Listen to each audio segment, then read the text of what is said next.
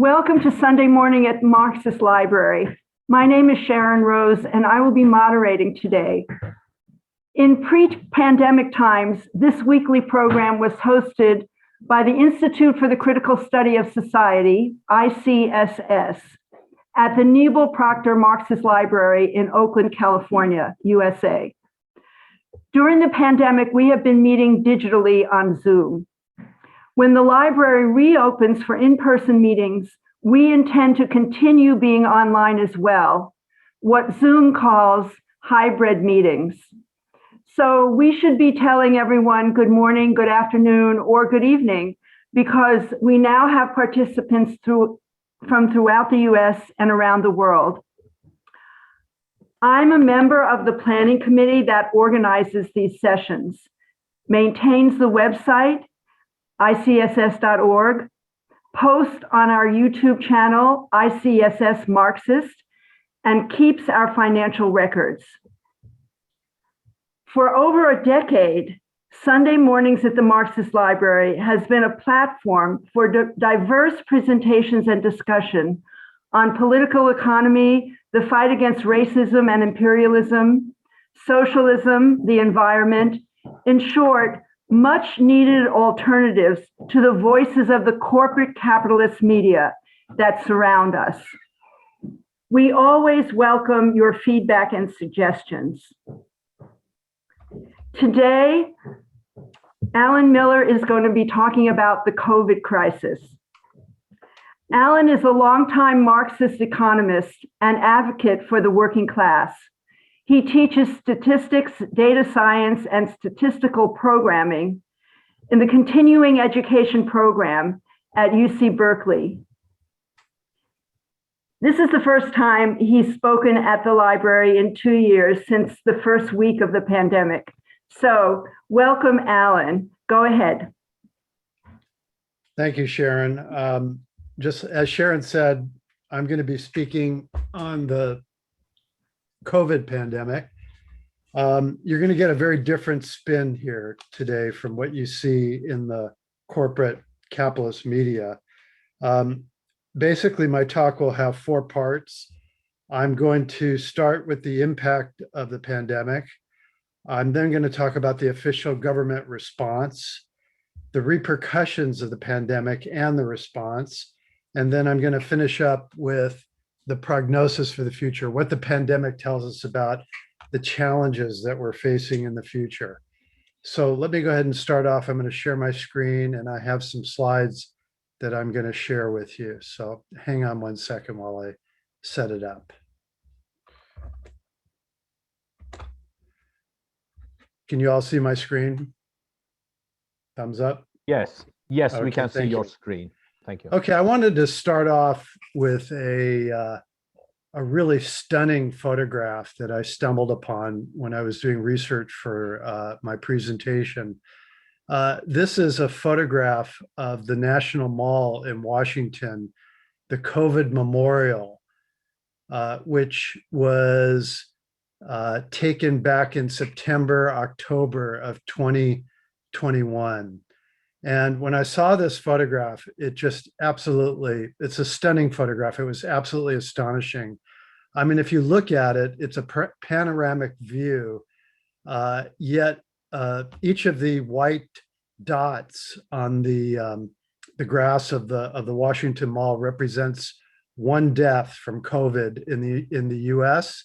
And if you look at the panoramic photograph, you can see that they really couldn't even get the entire, all of the flags that had been planted into the photograph. It's such a wide expanse. In fact, if you look at this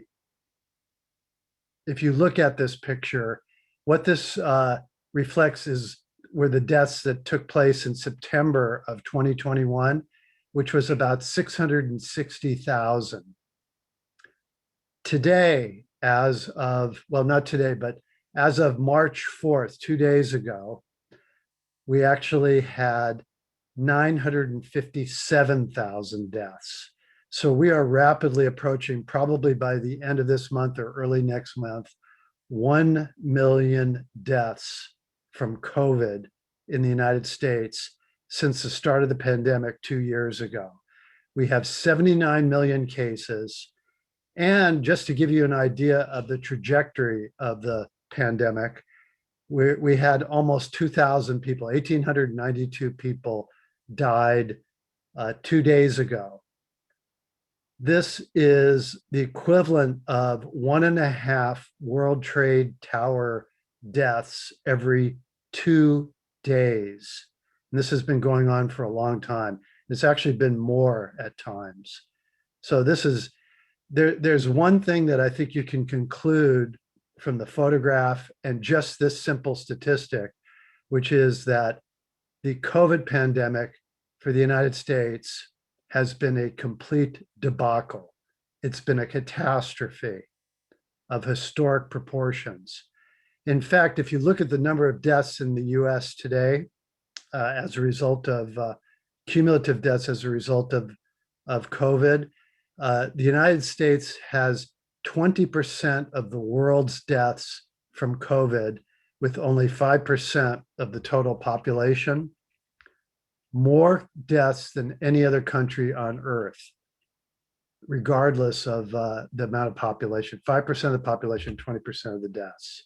So let me go through a few things on the impact of the pandemic. The first thing is the pandemic produced a terrible financial hardships on the part of the population. Really, people had their savings wiped out. Almost 20% of all households reported that their savings were wiped out as a result of the pandemic. And 4 in 10 Latino, Black, and Native American households reported that their savings were also used up. 70% of households who received government financial assistance reported still having serious financial problems. The major relief effort, really the only relief effort that was passed by the US government, was the CARES Act in 2020 during the Trump administration. It consisted of a single $1,200 cash payment per adult, $500 cash payment for children, one child in a household, for a total of $292 billion. 5 other provisions of the CARES Act included legislation that benefited high-income people who make large charitable donations, Boeing corporations, and people who have a large amount of investment in the stock market. The total that would pay to these high upper income strata was $258 billion. The CARES Act was really a massive upward transfer of wealth and a one-time payment over 2 years for all of the hardship that people faced to deal with the pandemic. And if you look at the photograph of Trump and Mnuchin, the Treasury Secretary, this really shows the amount of satisfaction on their face, because it's just an opportunity to transfer more money to the 1%, the capitalist class. In fact, the backdrop for the pandemic was the financial crash, which I talked about 2 years ago. The greatest decline in a single one-day decline in the stock market, financial crash in the history of the United States. This kicked off a massive relief program for the capitalist class and the capitalist system. After the stock market crash, the Federal Reserve pumped $4 trillion in quantitative easing into the economy. They also instituted 9 lending programs that for a total of an additional $2.9 trillion. The Federal Reserve during 2020 spent $450 billion per day for several weeks to basically carry out an international rescue plan for central banks, foreign central banks of countries that were losing their dollar reserves. In addition to that, almost throughout the entire pandemic, the Fed purchased $120 billion per month of treasury bills, mortgage-backed securities, junk bonds, and other types of equities that were owned by hedge funds, essentially the upper crust of the capitalist class. If you look at this diagram that I have on here, this is the stock market trajectory during the pandemic. It went up, up, up as a result of this relief program for the upper crust of American society. The results of this are simply astonishing. During the pandemic, the combined wealth of all US billionaires increased by 70.3%. The richest five, Bezos, Gates, Zuckerberg, and Larry Page, saw an estimated 123% of their increase in their combined wealth. The after-tax corporate profits hit a record high of $2.5 trillion in the third quarter of 2021, further enriching wealthy executives and shareholders. One of the factors behind the spike was that giant corporations used the excuse of pandemic-related supply chain bottlenecks to jack up prices for food, gasoline, and other essentials. Here are some of the things that people on the bottom experience: the working class, the poor, small business people. 18% of all households, almost 20%, reported that they were unable to get medical care during the early stages of the pandemic for serious problems when they needed it. Almost 76% of them reported negative health consequences as a result. Among the households who were unable to get health care when they needed, almost 80% had health insurance. This is a picture of Highland Hospital, public hospital in Oakland, our public hospital in Oakland, California, which was just inundated with people, in addition to COVID patients, people who were unable to get health care during a pandemic. In fact, if you look at what happened to the health insurance situation in the United States, millions of people lost their jobs.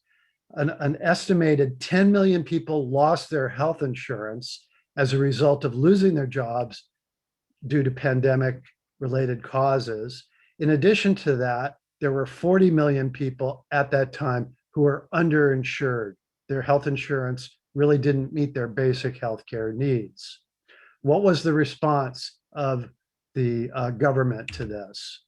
Well, there's a famous tweet that Hillary Clinton made during this early stage of the pandemic. She said, "Millions of people have lost their employer-tied health care during the last 2 weeks because of the pandemic.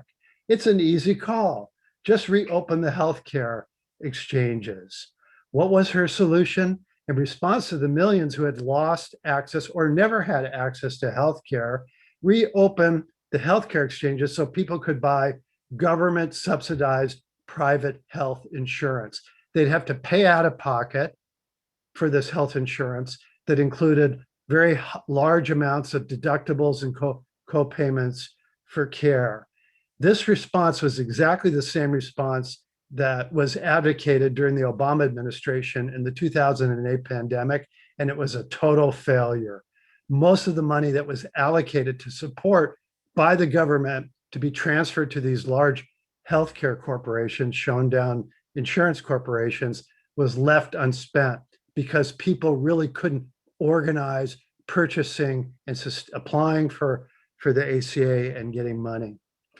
During this pandemic, a worldwide pandemic that hit the United States so hard, universal access to healthcare, Medicare for all, was never raised by a single politician in the government of both the Democratic and the Republican Party as a serious demand.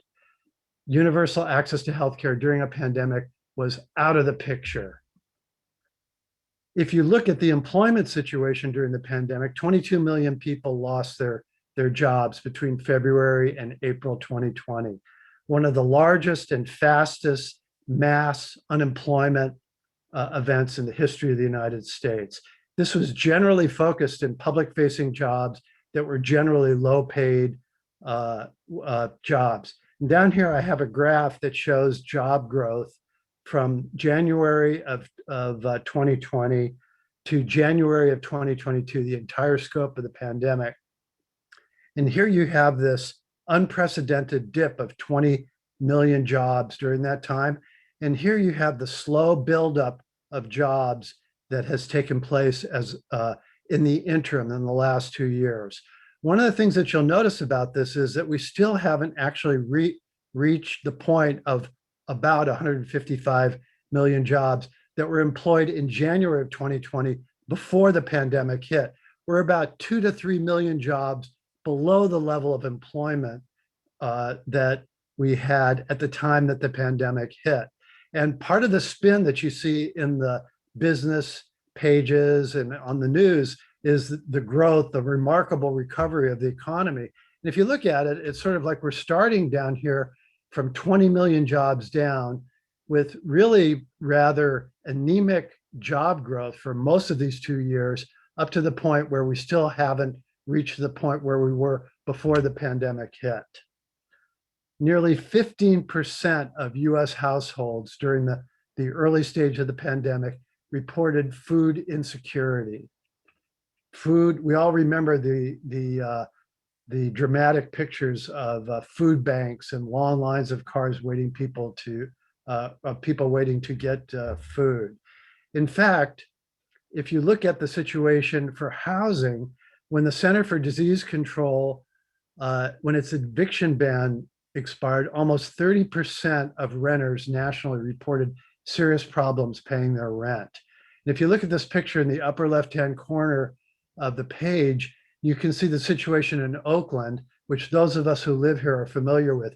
If you look around Oakland, there are homeless encampments everywhere. If you go down San Leandro Boulevard for miles and miles and miles, stretching from Fruitvale past the Coliseum, you have cars, tents, refuse, hundreds and hundreds. We don't know how many people are living under these sort of conditions. Across the country, 1 in 6 renters reported that they weren't caught up with that they had fallen behind with their rent during the pandemic. And if you look at this, almost 30% of Black renters, 16% of all renters, and 20% of Asian American renters were unable to keep up for their rent. This is the trend line over the course of the pandemic. It turned out that it really didn't change much from the beginning to the end. There's still about 18 to 20% of people are still behind on their rent. And they're talking now about reversing. There's already been a great deal of reversal of these protections. They're going to reverse the entire CD ban. Education. In March of 2020, when the pandemic hit, all states closed their schools until further notice. One of the things that people don't recognize is that 29 million children in the US receive daily meals through the National School Lunch Program. And in the early stages of the pandemic, these meals were disrupted. This meal program was completely disrupted. 1 in 5 households in the US, 20%, reported that they experienced serious problems getting childcare when the pandemic hit. And Omicron forced the closing of schools again in January 2022, with widespread infection of students, teachers, and staff. Children have fallen behind these last 2 years in education. 70% of households say their children have fallen behind. 70% of those households say that it'll be difficult for their children to catch up. Almost a quarter of all households had serious problems with their internet connection, which was key for remote learning, or they don't have internet connection at all. This problem is particularly serious for low-income people and people of color. Small business. The share of California small businesses that closed in 2021 compared to 2020 was almost 36%. This has been a small business apocalypse. We're all familiar with this situation. We see the boarded up storefronts on International Boulevard in Oakland. We can see the toll that this has taken for many of these small businesses who've been crushed by this pandemic. What was the aid that was offered to small businesses? Some of you might be familiar with the Paycheck Protection Program, which was an SBA administered payroll program to save small businesses. Well, a recent study by the National Bureau of Economic Research found that 70% of the $510 billion that was distributed by the US government for the PPP program, Paycheck Protection Program, went into the pockets of business owners and shareholders in the richest 20% of the population. It was a corrupt, ineffective program. Even the NBER, the government agency, called the program highly regressive. Again, just like the CARES Act, another response on the part of capitalist politicians to funnel money to the upper classes in this country, the capitalist class. As a result of all of this, the emotional toll and heightened social tensions have just been incredible. Among employed adults in the US, 24% have reported a worse job situation now compared to before the COVID pandemic. 50% of households have reported experiencing serious problems of depression, anxiety, stress, serious problems sleeping. 1 in 4 Asian households in the US, 25% report fearing someone might threaten or physically attack them because of their race, ethnicity. 22% of Native Americans, 21% of Black households, and 8% of Latino households. So that's the situation that we faced here. That's how the pandemic swept through US society like a tsunami with destruction in its path. What was the government response? Well, the US government was caught flat-footed, unprepared, by complete surprise in this pandemic. At the beginning, some of you may recall in 2020, Trump downplayed the seriousness of the pandemic and failed to implement basic public health measures at the federal level. There were some restrictions and lockdowns, but they were implemented inconsistently and sporadically, mostly by some Democratic governors in some states. What we had in the healthcare system was an incredible shortage of equipment and capacity. We had 40 years of deregulation and declining capacity in the healthcare system leading up to the pandemic. A statistic that people may not be aware of is that the number of hospital beds in the US actually declined from 331 million down to 1.5 million. I'm sorry, that's a mistake. They declined to 331 million from 216 million, 1975 to when the pandemic broke out. The US has approximately 2.8 hospital beds per 1,000 population, half the average of 5.4 beds per 1,000 in other developed countries. Cuba, by the way, has about twice the hospital bed capacity of the United States for its small, beleaguered population. During the healthcare pandemic, at the height of the pandemic, hospitals laid off hospital workers while they were facing a shortfall in staffing because all of these procedures were getting postponed where they were earning their money. And this is the headlines of the story.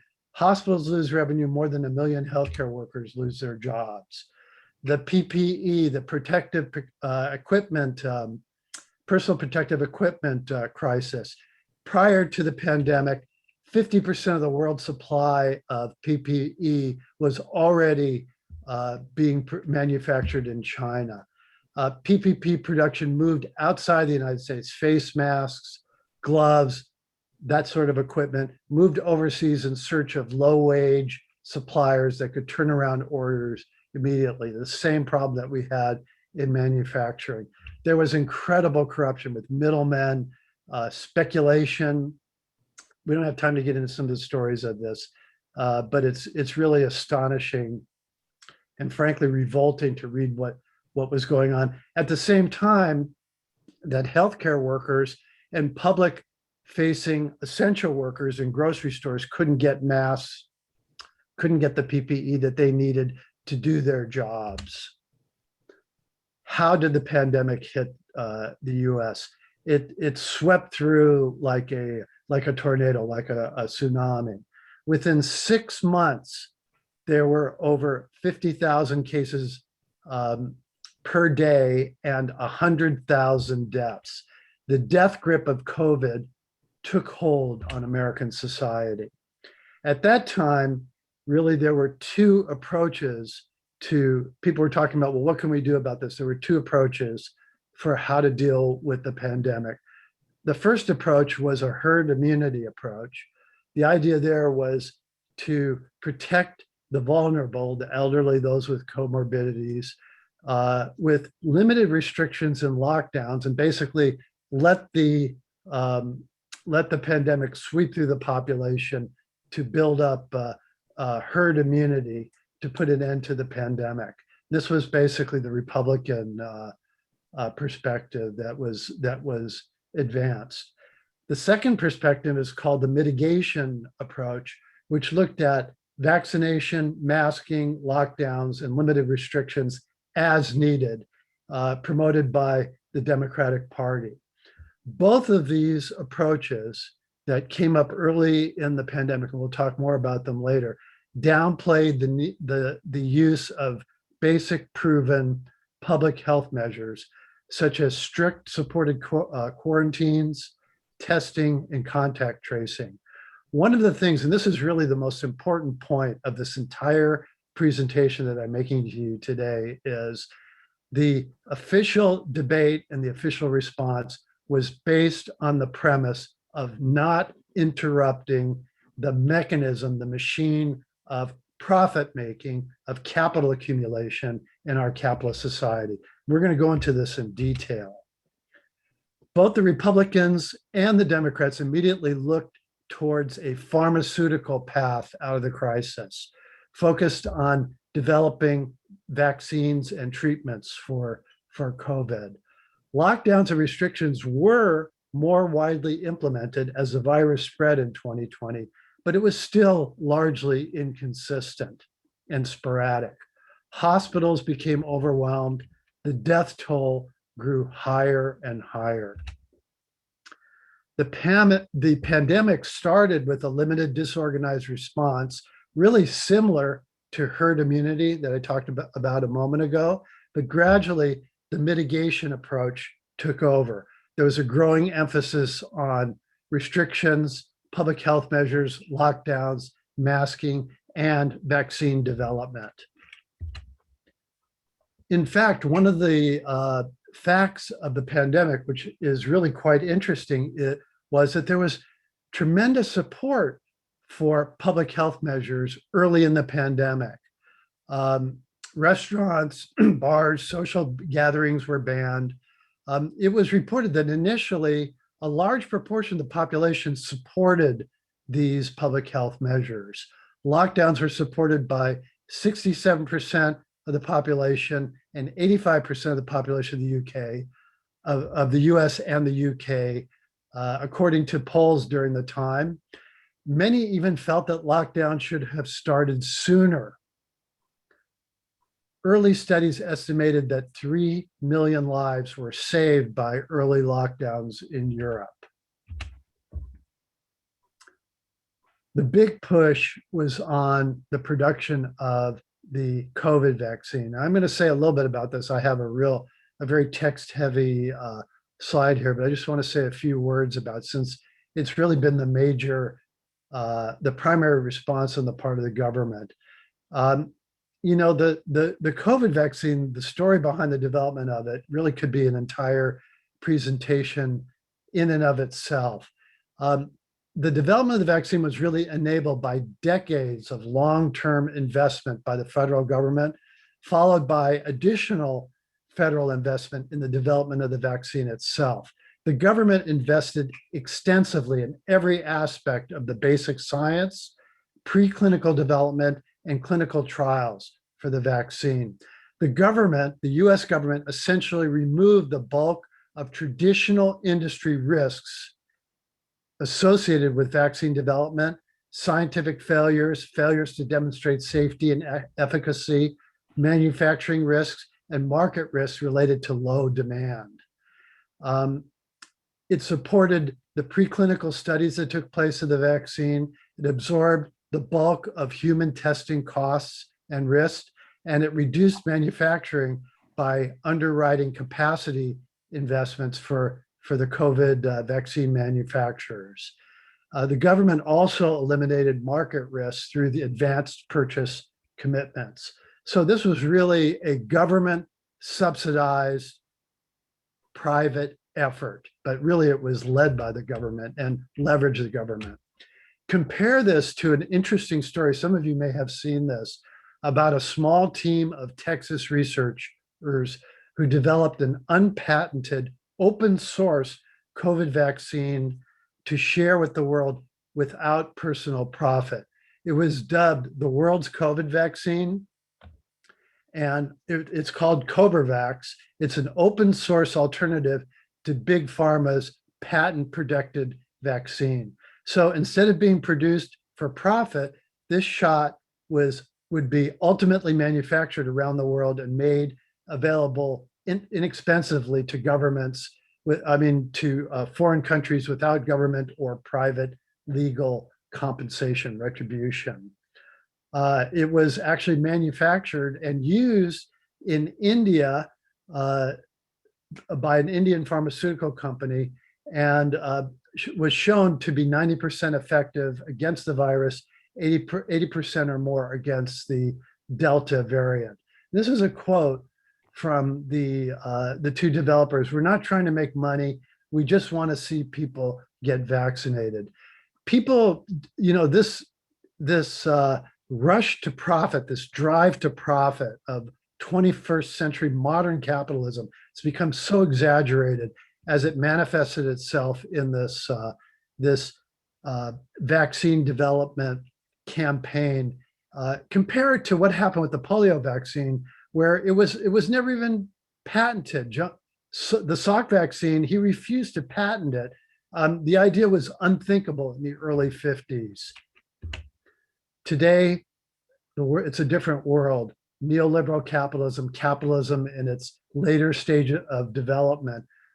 Based on financial statements, Pfizer, BioNTech, and Moderna are going to make an estimated, they made an estimated $34 billion in profit last year, which works out to $1,000 per second, $65,000 a minute, or $93.5 million a day. If you look at their stock value, it's gone up, up, up. One of the stories in the Wall Street Journal that I saw was titled, "Pfizer doesn't need a booster shot." It shows that their stock price has gone up.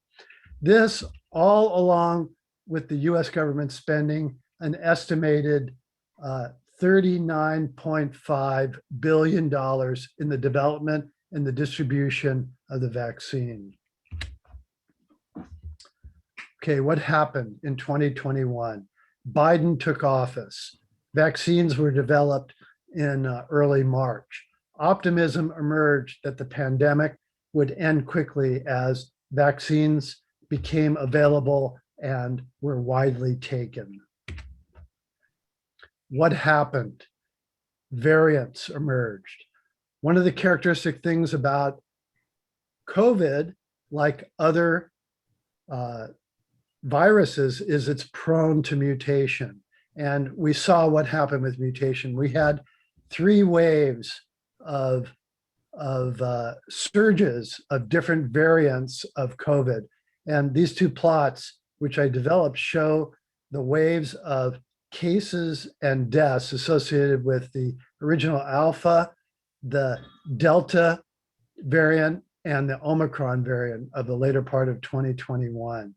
These variants came in and changed the entire situation. The highly contagious variants brought about a situation where lockdowns and restrictions were implemented during surges to prevent overburdening of hospitals and the healthcare system. And then they were relaxed when recovery took place, when cases dropped, only to be re-implemented with the surge in cases for the next round of cases due to the coming variants. All during this period, the number of cases and deaths continued to rise. Vaccination rates began to level off.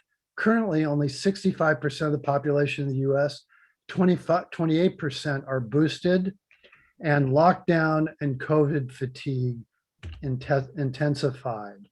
In response to this, the Biden administration began to implement vaccine mandates. They were implemented first at the federal level. Proof of vaccination requirements were implemented locally for entrance into restaurants and other businesses. Mask and social gathering restrictions continued. But what we found in practice is that vaccination reduced the risk of serious illness and death, very important benefit of vaccination, but did not prevent transmission. Case rates increased, deaths continued to rise. The key point here, and this is, I think, one of the key points that I'm trying to make in this entire presentation, is that vaccination has failed to end the pandemic. And as a result, the mainstream political debate, the framing of the debate in our society over what has taken place and what to do about the pandemic has shifted towards vax versus anti-vax, mandate versus anti-mandates. By December of 2021, with all of these lockdowns and so forth, support for lockdowns began to decline rapidly. They dropped to about 23%, according to some polls in the UK. There was resistance to lockdowns.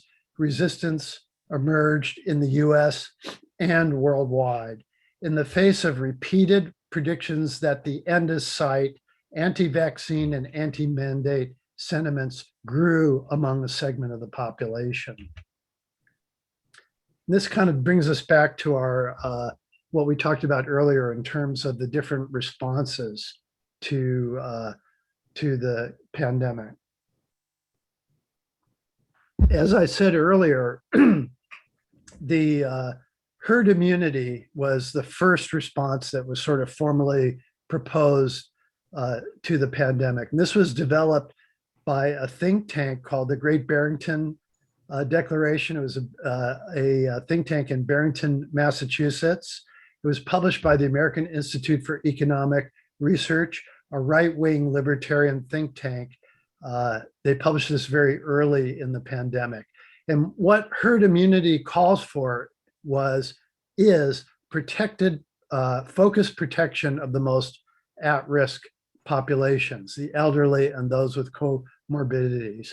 COVID lockdowns and mandates are considered harmful.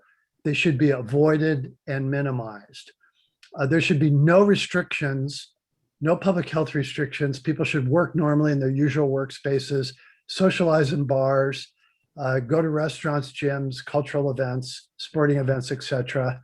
The increased infection of those at lower risk would lead to herd immunity in the rest of the population and would eventually protect those at higher risk from the COVID virus.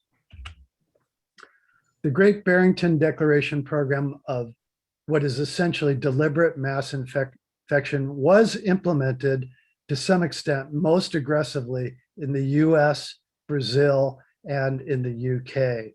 And what it led to was a catastrophic loss of life over the past 2 years in these countries. And it really has exposed the herd immunity strategy as a policy of mass death. The Great Barrington Declaration provoked what can be described as an immediate, aggressive, if not ferocious, opposition by most of the medical and public health establishment that wrote the John Snow Memorandum, which outlined a different approach to dealing with the pandemic, signed by almost 1,000 noted public health figures in the medical establishment. This mitigation approach is characterized by the virus being contained and the pandemic being brought to an end through masking, social distancing, testing, vaccination, and other measures. Basically, limited public health measures. Central to the mitigation strategy was the Biden administration's claim that the pandemic could be ended through vaccination and masking alone. What happened? The mitigation policy was the main policy in 2021 after Biden was elected through the beginning of 2022, and the mitigation policy has failed. Variants and limitations of the vaccine have not stopped new cases and deaths from increasing. It's really not a credible strategy. Mitigation, this has been described as an amorphous collection of measures that tries to negotiate between the realities of the virus and the financial interests of the ruling elites. Blame in the mitigation for failure of the mitigation strategy is shifted exclusively to the anti-science deplorables, those who refuse to get vaccinated. And in fact, what's happened because of the failure of the mitigation approach and the discontent that it's fostered in the population of the US, both Democratic and Republican governors are now dropping mask mandates and other public health measures. New York, New Jersey, Michigan, California, Montana, Iowa, North Dakota, Democrats and Republicans dropping these, all of these measures. What we have now is endemic COVID policies based on some vague notion of testing and tracking, being prepared for the next surge. But essentially, what we're having now is the need to learn to live with COVID, which means to die with COVID and all of our other problems. The threat of emerging variants in the endemic COVID approach is totally ignored. And I would note that the CDC has recommended against dropping mandates. If you look at this, at the pattern of cases and deaths over the last 2 years, you can really see that countries like the US and Brazil that did not take public health measures seriously had just incredibly stark increase in cases and deaths, whereas countries like South Korea, Taiwan, New Zealand, and China managed to keep the pandemic under control, in some cases, not even experience an epidemic of COVID, and avoid a lot of the deaths and other problems that are associated with COVID. This quote really struck me. I saw this quote as I ran into it as part of my research. It said, "We've normalized a very high death toll in the US," said Ann Sosin, who studies health equity at Dartmouth. Quote, "If we want to declare the end of the pandemic right now, what we're doing is normalizing a very high rate of death." And that's exactly what is taking place right now. This graph right here shows from December to March, the deaths, the new deaths attributed to COVID-19 in the US. And you can see that we are in a downturn. We are in a downturn, but essentially at the early stages of a downturn, at the end of a wave of a variant. And basically what's happened here is that we said that the pandemic is behind us as a result of this downturn. We've ignored the possibility of additional variants emerging, the threat of them emerging. And really the idea of endemic COVID is a term that's really used without any scientific basis. As a result of this mess, what you've had is sort of a breakdown, a polarization of US society, and a breakdown in the level of debate over COVID and what to do about it. there's this new debate of the COVIDians versus the anti-COVIDians.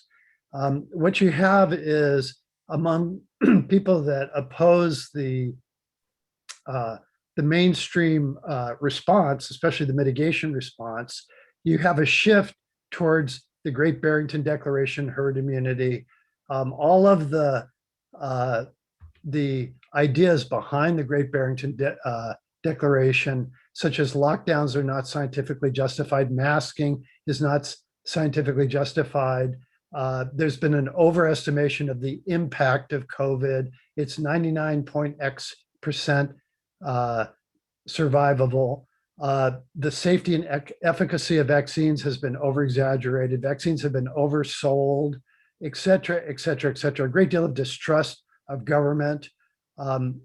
Really a narrative that is focused on the loss of liberty, increasing authoritarian government, fear of loss of bodily control, and in extreme cases, outright conspiracy theories where COVID is a hoax that's being promoted by one group or another group, and even falling into racial theories and theories about foreign powers that are really behind the pandemic. On the mitigation side, the COVIDians, despite the utter and complete failure of the mitigation approach, it claims to be grounded in science versus anti-science. And ultimately, what we're seeing now is blaming the deplorables. Really, the idea that if it weren't for those who refuse to get vaccinated, the pandemic would be over. This approach by the mainstream public health, political, industrial grouping, the pharmaceutical approach to healthcare, dismisses the possibility of eradication through public health measures as impractical and unrealistic. In addition to this, this establishment is supporting censorship, only allowing the dominant narratives about COVID and other issues to come through. And this has really been a very striking and something that I think a lot of people haven't realized the danger that this involves. The mitigation approach, like the Republican herd immunity approach, views healthcare as an individual responsibility. Decisions by individuals are key. And if you look at this, this is really what it is. It's a constellation of government officials, public health officials, hospital corporations, hedge funds, banks, pharmaceutical companies, insurance, private insurance companies, notable capitalist pundits like Bill Gates, who's played a tremendous role. Those of you who saw Stephen Gowan's presentation a couple of weeks ago, has sort of an inside track into the White House, representing all of these interests. These are the people that have run this utter debacle, this failure of this great pandemic failure. The failure of both the right Republican herd immunity and the Democratic pharmaceutical mitigation has driven US capitalist political debate between the failed politics and ideologies. Really, what the American people, the American working class, is being presented with is a choice between corrupt government interventions on behalf of capital versus freedom from social responsibility and government interference. I think it's really important for us to recognize that this is the nature of the debate. It's promoting polarization. It's promoting an increase in social tension. It is completely diversionary, not looking at the failure of the system response to COVID, and instead trying to get us to look at each other as the cause. And really what the great pandemic failure reflects is social, political, and economic disintegration of 21st century US capitalist society. Disintegration. What is the alternative? There is an alternative: eradication. There is an approach that has been taken more or less by a group of countries around the world of different income levels and geographies called eradication. It represents the third approach to the pandemic. Eradication is based on timely, organized implementation of historically proven public health measures, including, but not limited to, strict quarantines, masking, testing, and contact tracing. It presupposes universal access to healthcare for COVID treatment and support. It presupposes support for food, housing, income, and education, and extra support for the most vulnerable and dependent in society. It's supplemented by vaccination and treatment. It's not a rejection of vaccination. It's an embrace of vaccination as a support to this public effort, this social effort to confront the pandemic. Eradication through public health measures is the only method that has proven effective in preventing and restricting COVID. Eradication has minimized disease, deaths, economic and social losses. Stumbled in going through this, there's a really interesting study that was done in the Lancet, the prestigious peer-reviewed medical journal, that did a study of different countries' approaches and their effectiveness in confronting the pandemic. And what the Lancet study found is, here's the summary, there is increasing evidence that elimination strategies have resulted in better outcomes for public health, the economy, and civil liberties than the mitigation strategies, throughout the first year of the COVID-19 pandemic. And they're recommending that governments reevaluate their approach in all fields: epidemiology, public health, and economics. In fact, if you look at how this has played out, this chart shows a contrast between the US approach, which has the highest death rates, the highest case rates in the world, and China, which has one of the lowest death rates and lowest case numbers in the world. We're approaching 1 million deaths. China has had just over 5,000, very, very few. In fact, if you look at this plot, where is the line that reflects China? It's down here, it's this red line. It's pinned to the x-axis because the COVID deaths in China have been so low and so constant throughout 2 years. Life has returned to normal largely in China. But, and this is really something that also really struck me in preparing for this, what has been the spin here in the US, in the capitalist US, with its capitalist corporate-driven media? This is a story that I ran across from, I forget the publication, I think it was Wired. The end game of China's zero COVID policy nightmare. As most of the world decides to live with the virus, China is doubling down on a strategy to crush it, but at what cost? If you do a Google search on zero COVID, what you get is page after page after page of corporate capitalist media, think tanks, news reports that berate and deride the zero COVID policy that China and other countries have adopted, more or less, with its clear, resounding success. Remember that first slide of this pandemic of the National Mall with 660,000 flags that were spread across the Washington Mall?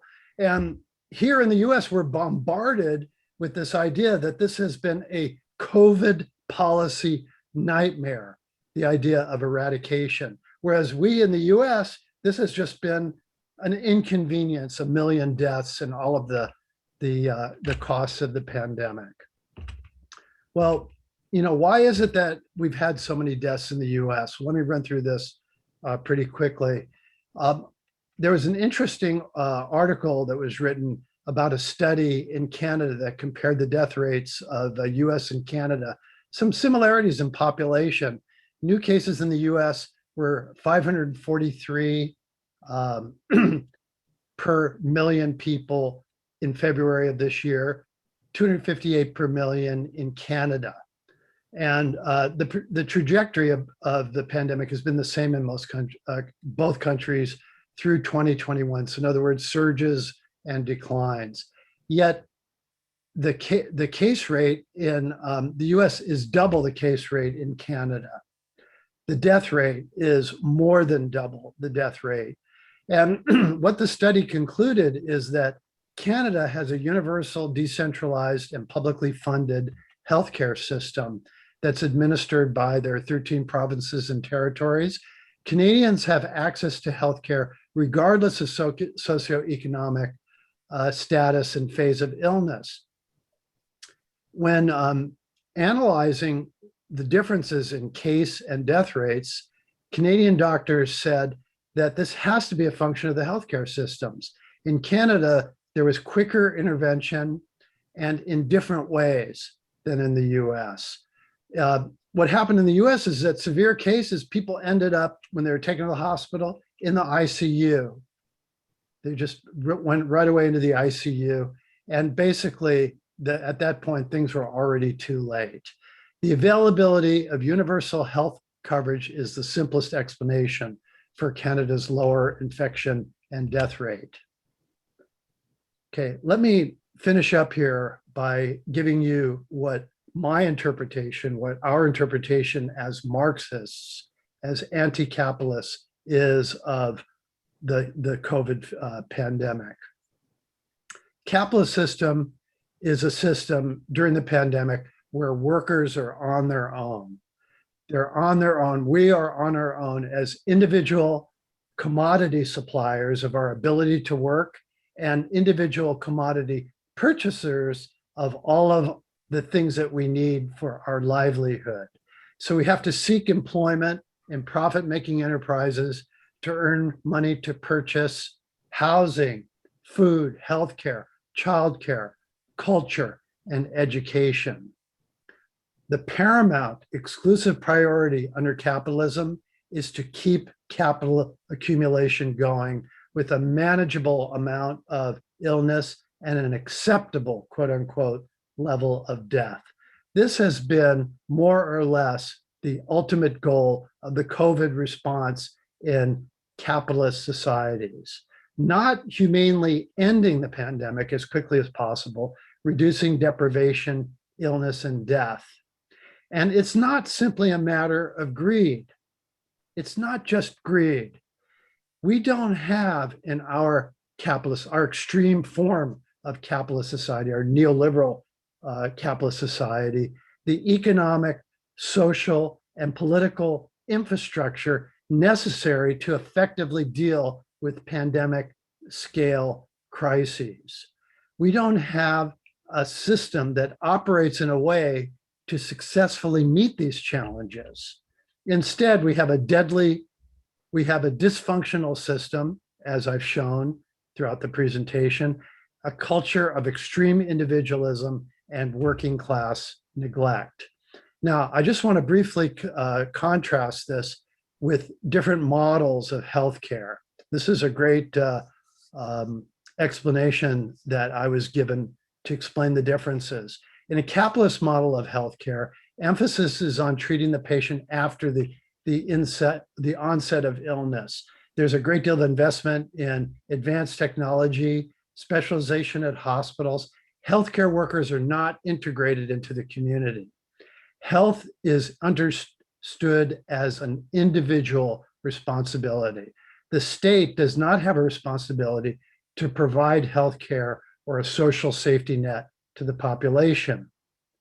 Availability and the quality of healthcare services is determined by the ability to pay. In a socialist model of healthcare, emphasis is on prevention. There's high investment in health education.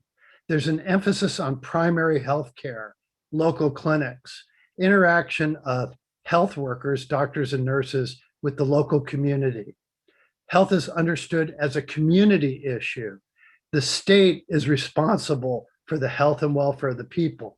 Healthcare is considered a human right.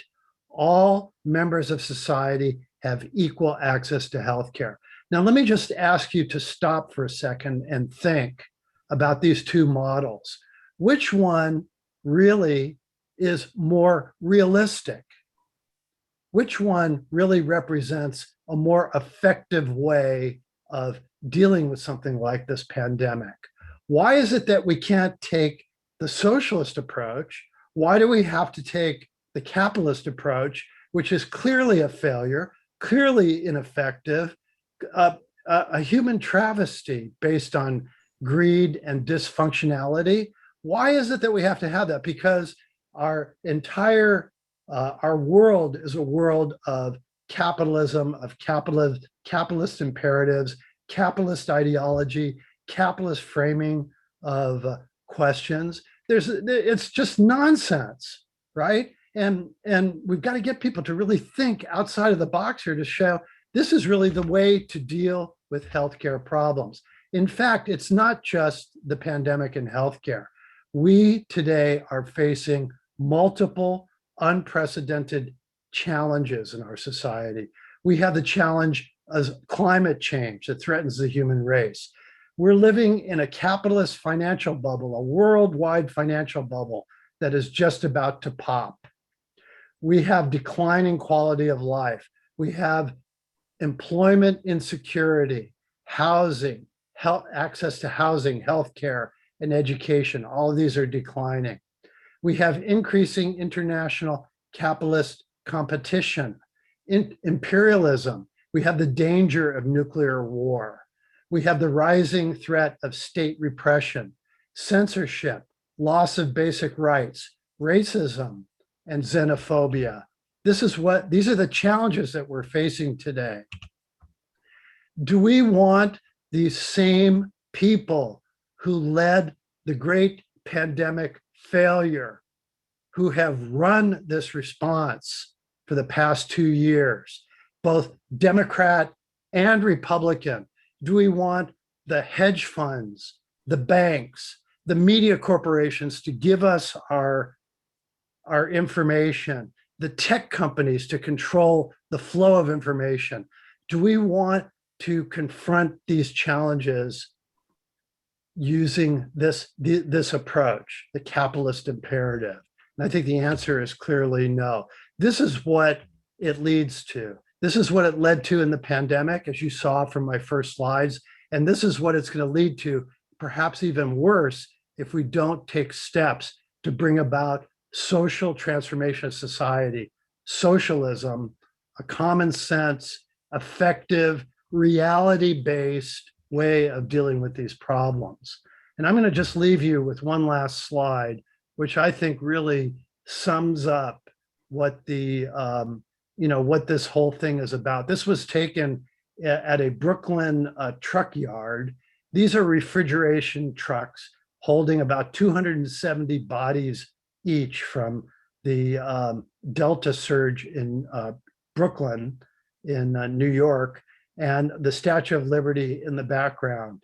And the question that I want to pose, the challenge that I want to pose to everybody here today is, do we respond to COVID, the pandemic, and all of the challenges that we're facing as human beings with the same sort of obfuscation, greed, corruption, dysfunctionality that we have in the past? Or do we come up with a solution that really benefits us, normal, regular, working people in this society, that actually deals with these problems successfully so that we can survive, our children and our grandchildren could survive? That's really what this pandemic and the response to it is all about. That's the end of my presentation. Thank you so much, Allan. The amount of work you did put into this is obviously a lot.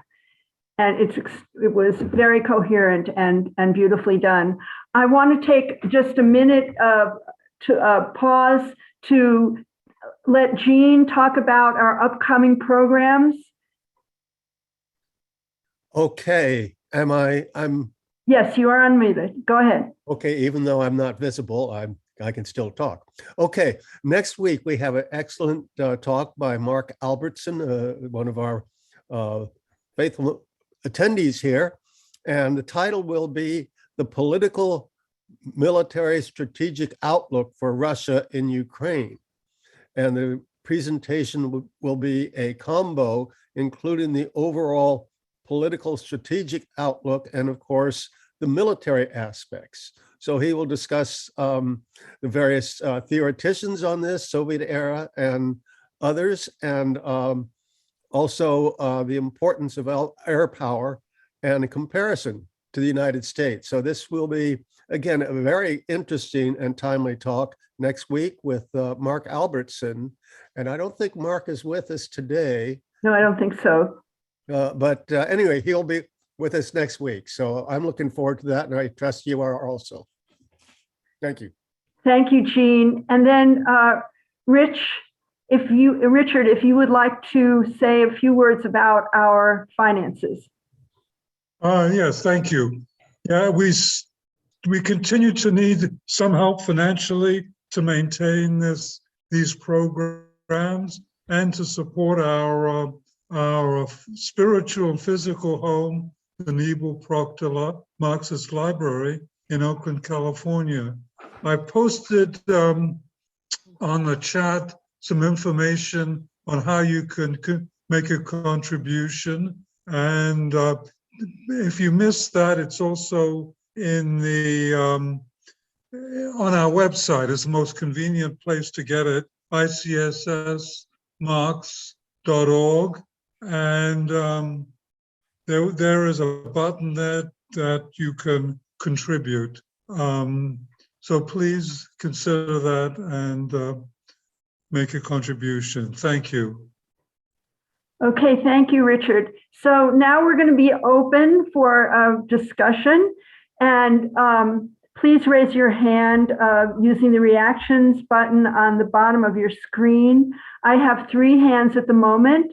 So Richard W., followed by Janet, followed by Rich Johnson. Go ahead, Richard.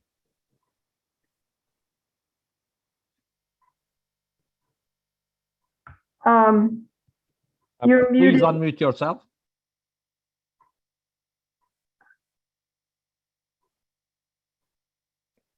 Richard W., if you can unmute yourself, please. You're having trouble with that? Okay. Mehmet can help you, and let's go on to Janet and come back to Richard. Janet, can you unmute yourself? Oh, okay. There's something wrong with the unmuting. Yeah, You need to enable. There you go. Yes. Okay, go ahead, Janet. Well, how about Richard going before me? It seems like he's still having problems. We'll come back to him in just a minute. no, I think he should be okay if he unmutes himself. Okay.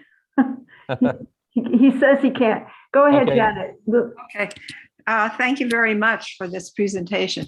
I can't remember if you talked about the shortage of toilet paper and paper towels. Remember,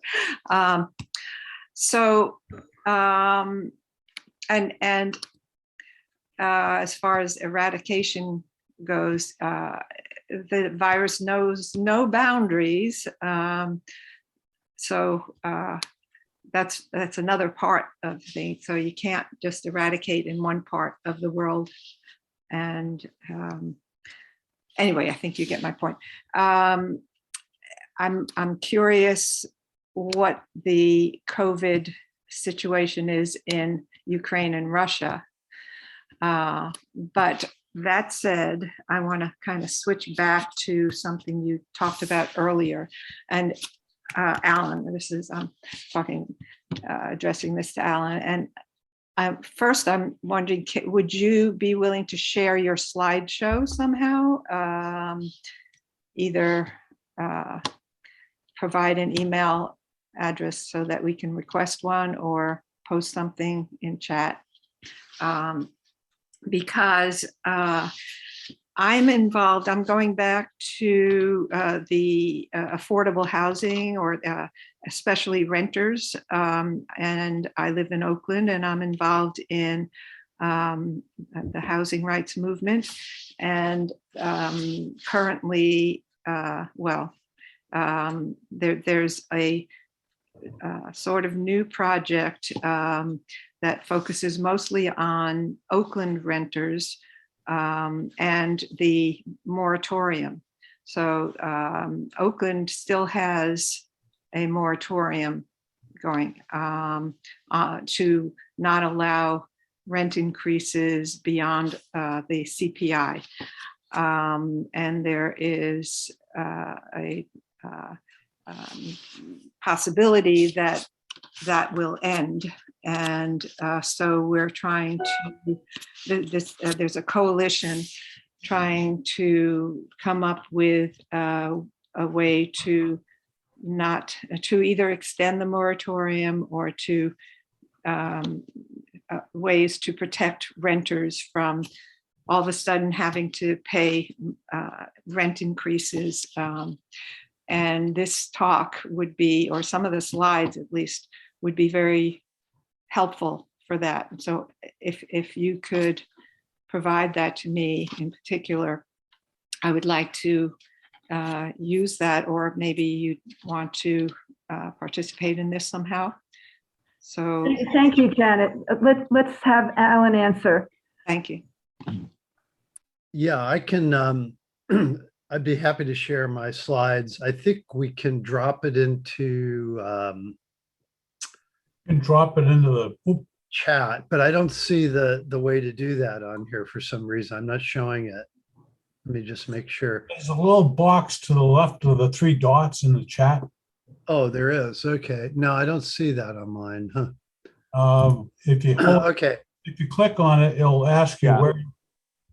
Or I think you can just drop it into the chat. I did it the other day. There's a rectangular box. I will. I'll take care of that. Yeah. I'll take care of it. Thank you. As far as it goes in Russia, I'm just not informed enough about it. I know that they developed their own vaccine early on. Really don't know. They've had a very low vaccination rate, a lot of distrust kind of on the part of government. Unfortunately, unlike China, I think in Russia, a lot of the superstructure elements of socialism have really fallen into the background. I think the trauma of the way that the restoration of capitalism took place in Russia, which was a tragedy of horrible proportions, I think it's really had its effect. Allan, so Janet also kind of asked a question about how can you say that a given country has eradicated the virus because the virus comes in from everywhere. I was thinking the same thing, you know, airplane, people arriving by plane to China, you know, can spread it. So what are those countries that have taken the eradication approach? How do they deal with that aspect? That's a good question. I think it does point to the reality that that this is a human race issue. It's not just a national issue. That ultimately, for a pandemic like this to really recede and no longer be a threat, you have to have on a world scale a response to it. Of course, a big part of the problem with the response, let's say in terms of vaccination, has been the patent protection policies of the United States, which really have prevented widespread vaccination, manufacturing vaccination around the world. I think, though, one of the things to keep in mind is this has been used as an argument against individual countries taking more of an eradication approach. And I would say that eradication is really a degree.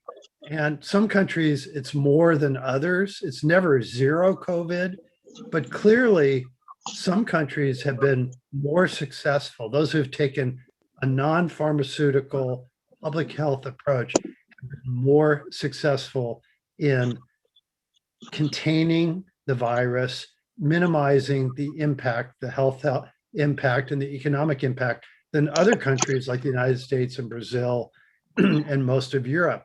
The Lancet study that I referred to earlier is really interesting because it really showed that there were different degrees that countries took of public health measures.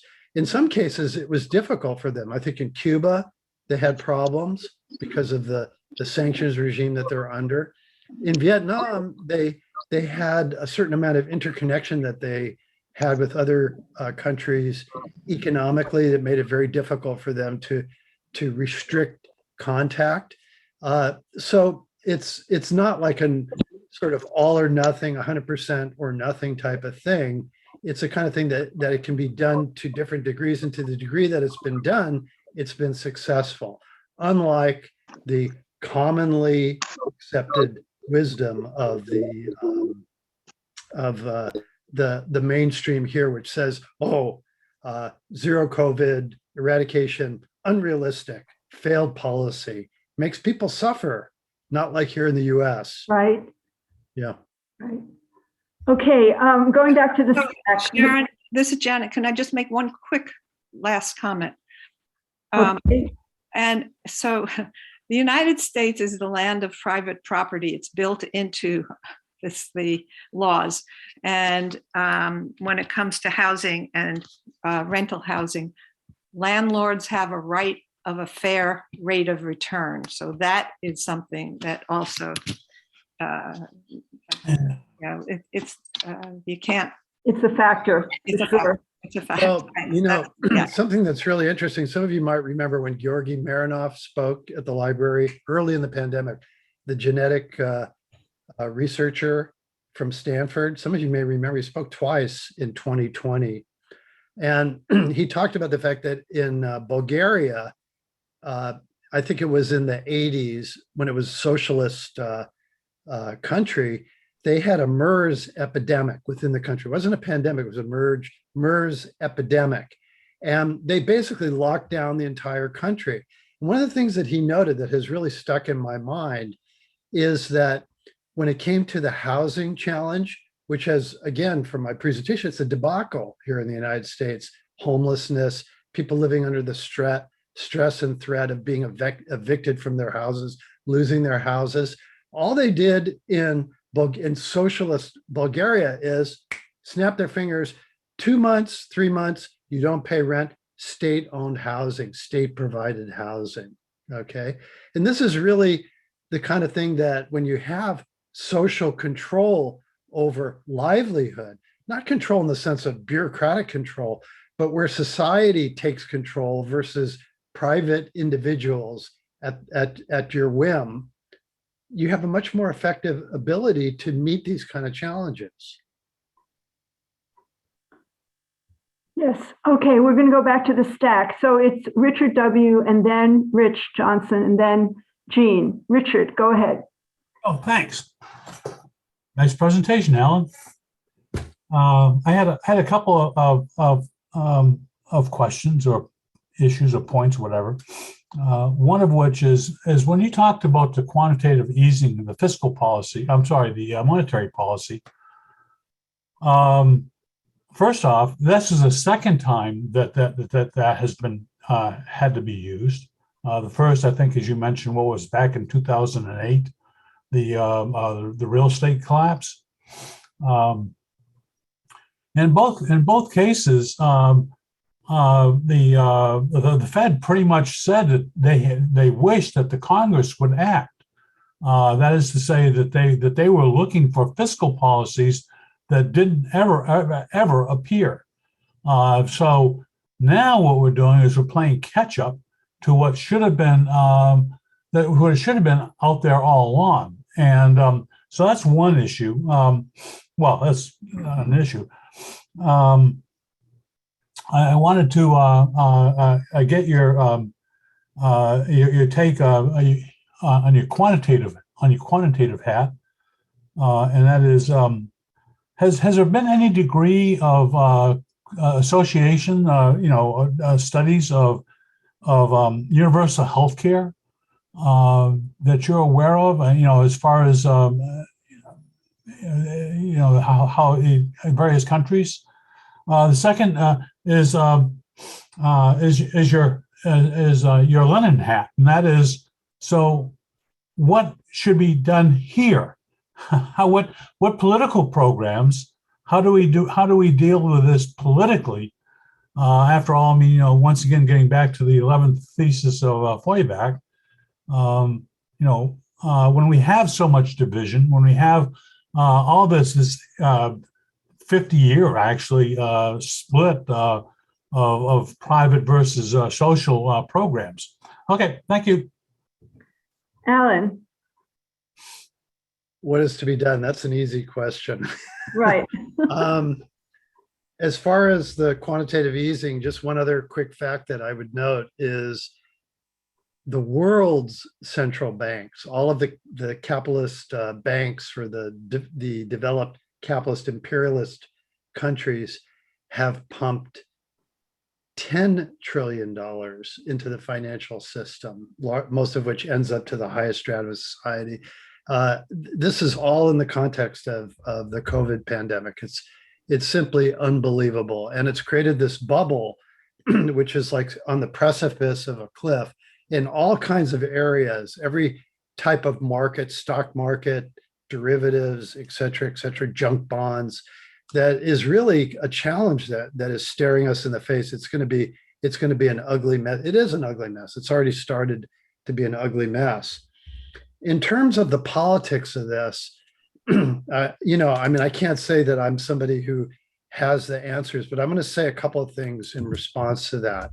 I think the first thing that we have to do is we have to really challenge the narratives that are put forward in the mainstream here. And it's so ubiquitous with social media, politicians, culture, celebrity culture here in the US.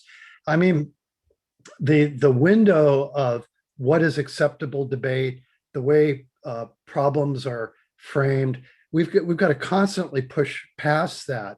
And so when the question of COVID comes up, we have to really put it out there that this has been a debacle. It's been an utter failure.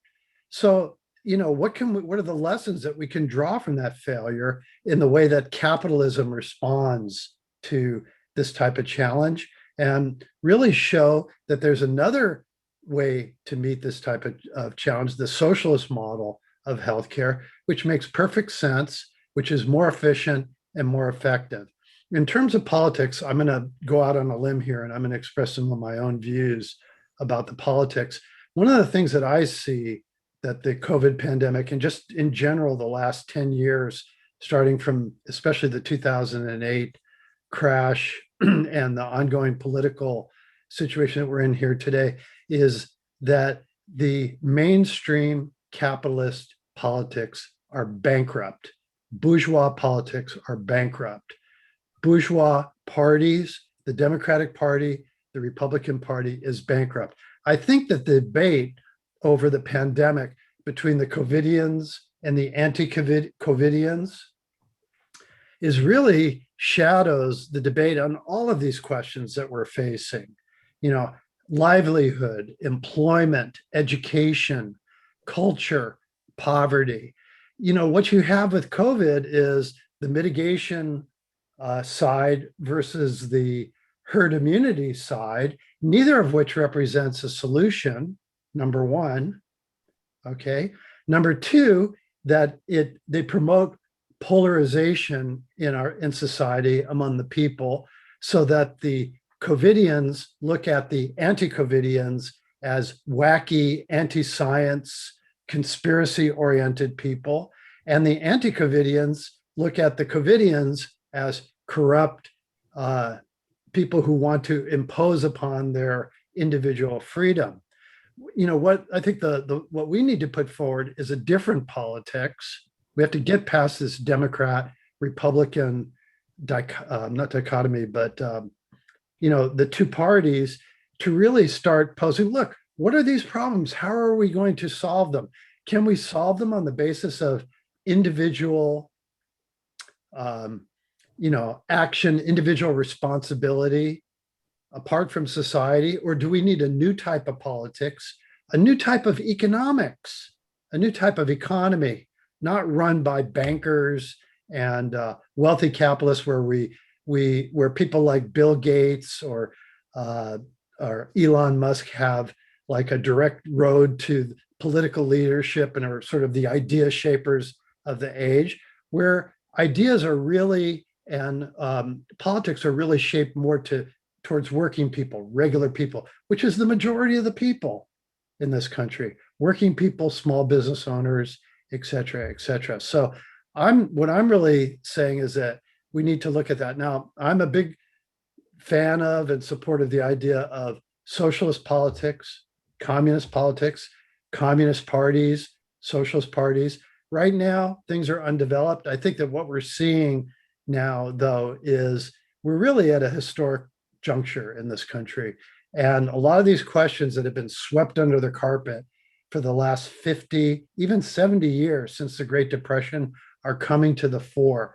And in a lot of ways, it's good conditions because we have, the reality of life in the US today is such that we can talk to people.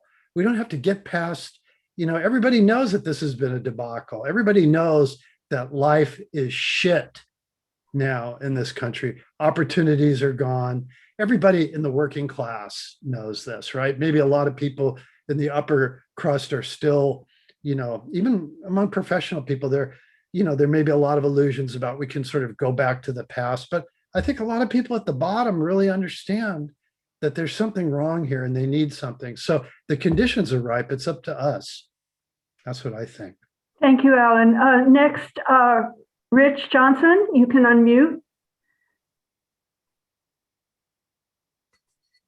Hey, Nina, I'm you in were the on the stack. stack. Okay. You were on the stack, Nina. After Okay. Jean.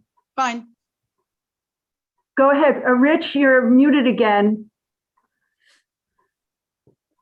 This is what happens when you don't have competent people on the tech team. Okay, I'm ready. Kif, good to speak here. Hi, this is Kit. This is a segue for what is to be done. I don't have audio on my Zoom, so I have to share my phone with Rich. First of all, I want to get the spelling for Lassett. I'm not figuring out how to spell that correctly.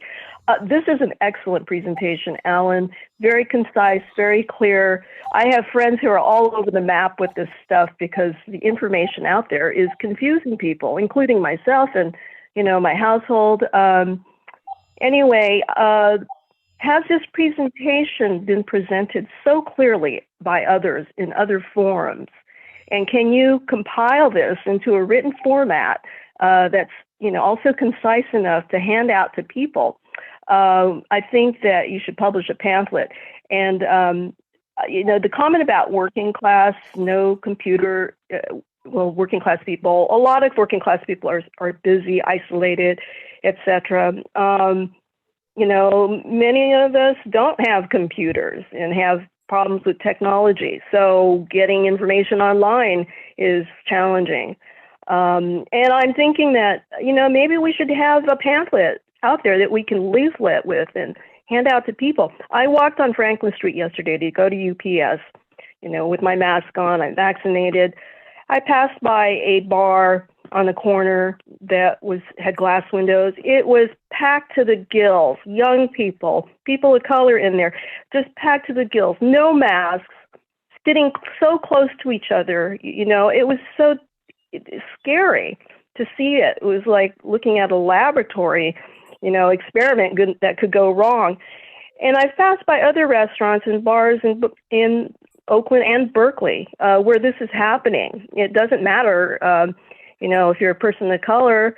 In Berkeley, I passed by one restaurant on College Avenue, and mostly white people were in there. It's like, my God, what are people thinking? I know people want to socialize. We're all eager to get together and be human beings, and this is causing a problem. But this lack of information out there, even in our building, I had to ride the elevator with someone who refused to wear a mask again. And I work for the government, for the county, and it's like, they're putting out the policy that the government puts out, and they're looking forward to opening up the office again in April. And I've been going there every day there. And, we're forced to also share our spaces. They have people going back and forth, taking turns in the office, but they have to share their spaces. And that's totally ridiculous to me. I used to work with public health, but I work in another department now. And it's just, each department has their own way of doing things too, given public health policy. So anyway, and then there's no quarantine on flying anymore. My sister just flew from New York to go see my 90-year-old father in Fresno, and I'm really concerned about that. We haven't gone to see my family. But anyway, those are comments I have, and then also the question on Lancet study, or Lancet, how do you spell that? Thank you very much for doing the presentation. Okay, I think that was Lancet, right, Allan? Right. Lancet is a peer-reviewed medical journal, LANCET, that is published in the UK. It's since the early 1800s. Lancet is like a scalpel. Yeah. Yeah. That's what is needed. They actually have had some very interesting studies in there. They tend to, be a little bit more independent. Just a couple of quick responses to your questions. As far as other presentations, we did have Stephen Gowan speak at the library a couple of weeks ago. Did an excellent presentation. I think Mehmet posted in the chat the URL of his presentation to the Marxist Library, but also he did an interview on YouTube with Danny Haifong that was really excellent. That's actually where I heard about the Lancet study. He did a really spectacular job of sort of looking at COVID response. And I highly recommend, if you go to his blog, it's called What's Left, Stephen Gowans.blog, highly recommended. As far as the relaxation of, wow, it's a pretty tough question because, we can't stay locked down forever. People are it's like it's going on and on and on. And I really agree with you, Kit, that it's sort of like there's this fantasy that the pandemic is over. And it may very well be the case with Omicron that it will sort of go down, but there are other variants out there. There are other societies that are breeding variants. We're breeding variants here in the US because we have such a controlled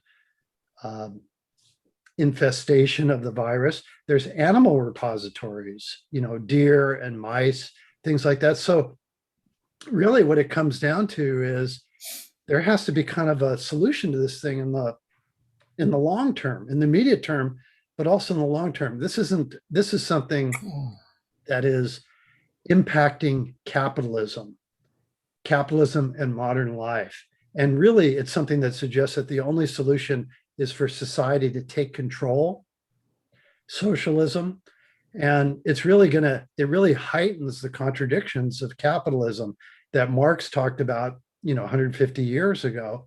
We're really facing sort of a different and in many ways more challenging problem. Okay, Jean, followed by Nina. Go ahead, Jean.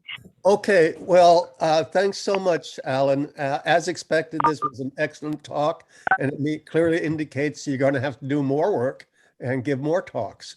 But I've really benefited from your talk. There's a lot for me to put together there. And I'll just report, I've been internalizing most of the restrictions. So, I say I've not only practiced social distancing, I've perfected it. So I don't get out much, but I did go down to a anti-war rally on Friday. And all the people who were there in support of the rally were practicing, we did have masks on. So I'd like to say that leftists are fairly decent people. On the other thing, I just want to know, as everybody knows, as a scientific socialist, I do support Xi Jinping and the Communist Party of China and the kind of approach that they've taken. And it's interesting that, that the people in China do support their government, like 95%. Whereas here in the United States, nobody supports the government, and it's kind of like a badge of honor not to.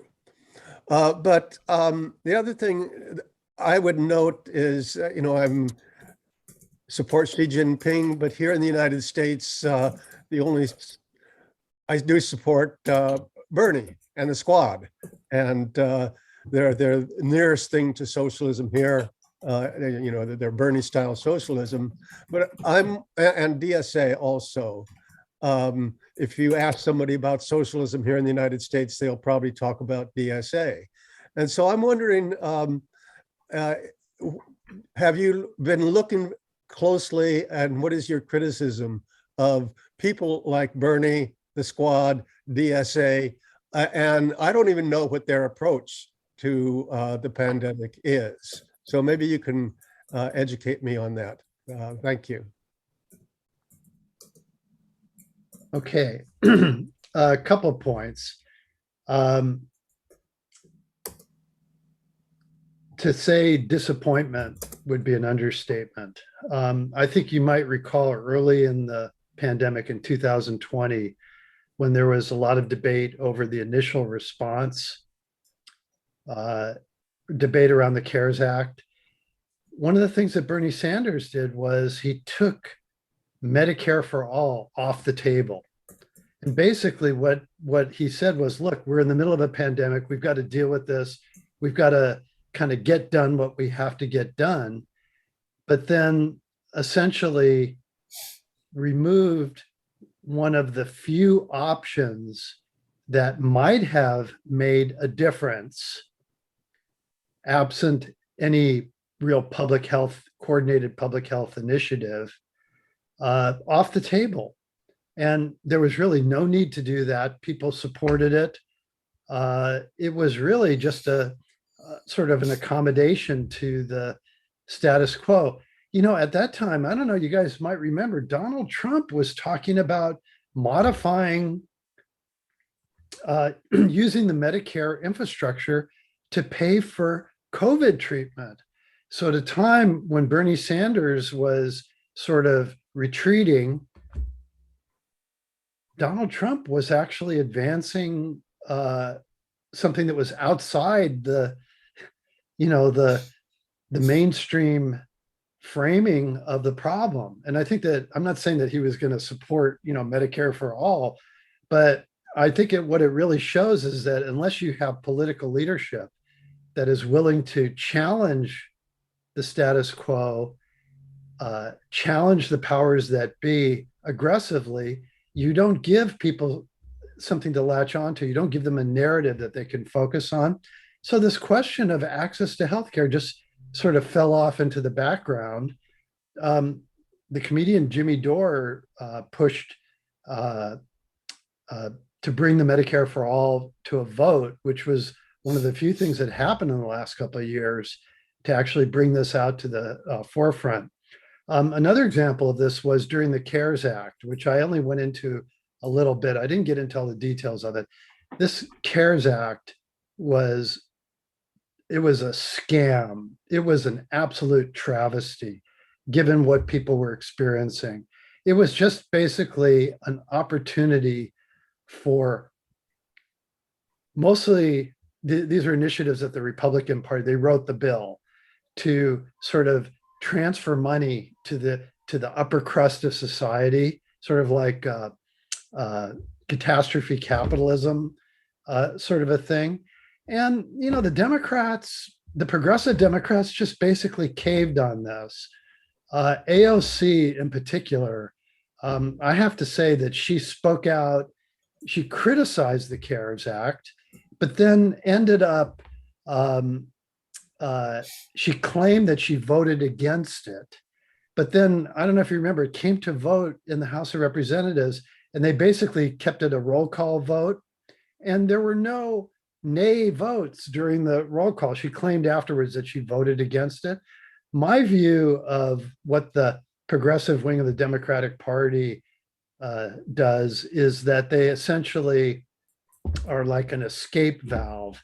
They're a way of sort of capturing righteous sentiment, expressing righteous distrust, dismay, and anger, but ultimately funneling political discourse and political activity back to the tech companies, the health insurance companies, the hedge fund companies, the big manufacturers, the banks, finance capitalists who control the Democratic Party.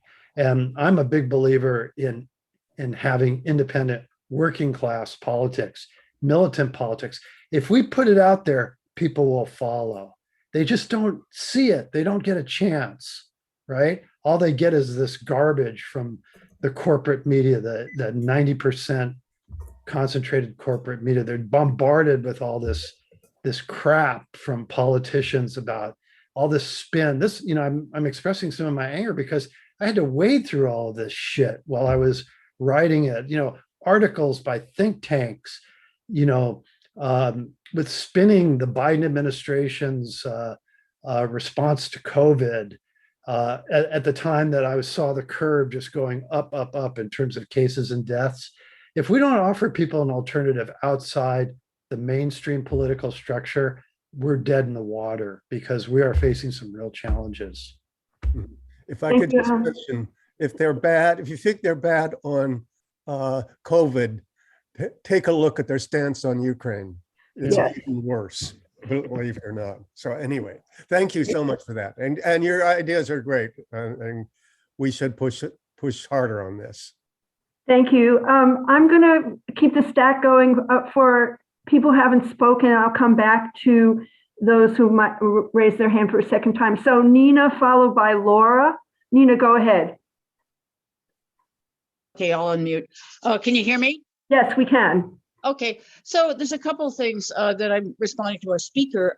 Number one, let's see, healthcare, even for people who do have it, is very dangerous. And I will use an example that has to do with one of our members, Marilyn Naparist, died during this time. She died of Kaiser. And this is like the third time I've seen people die of Kaiser, which is that they made a mistake.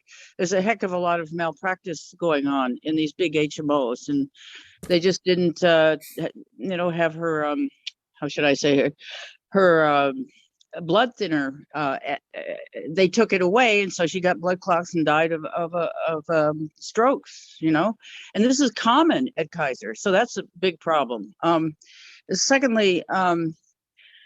So if you have healthcare, it doesn't necessarily mean it's a really great thing.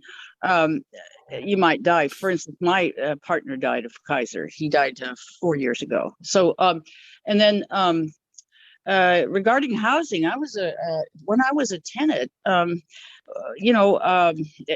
guess, I became aware of all these laws in Oakland, and we changed the laws to cap rent raises at 3%. I mean, we were pretty good. We were not connected with any left group. We were, our building started out, and then we accessed the media, and that's how we won that. But when our speaker, which is a very good speaker, was speaking about housing, et cetera, and then somebody chimed in about Oakland, somebody who's in our group here, and saying that they're going to stop landlords, period. Well, the problem with that is that given our current system, that a good deal of the so-called working class of, say, around me and in Oakland, which is kind of where I live and what I know of the working class around here currently, is that everybody, not everybody, many people have rentals, and they're providing that in order to pay off their mortgage, and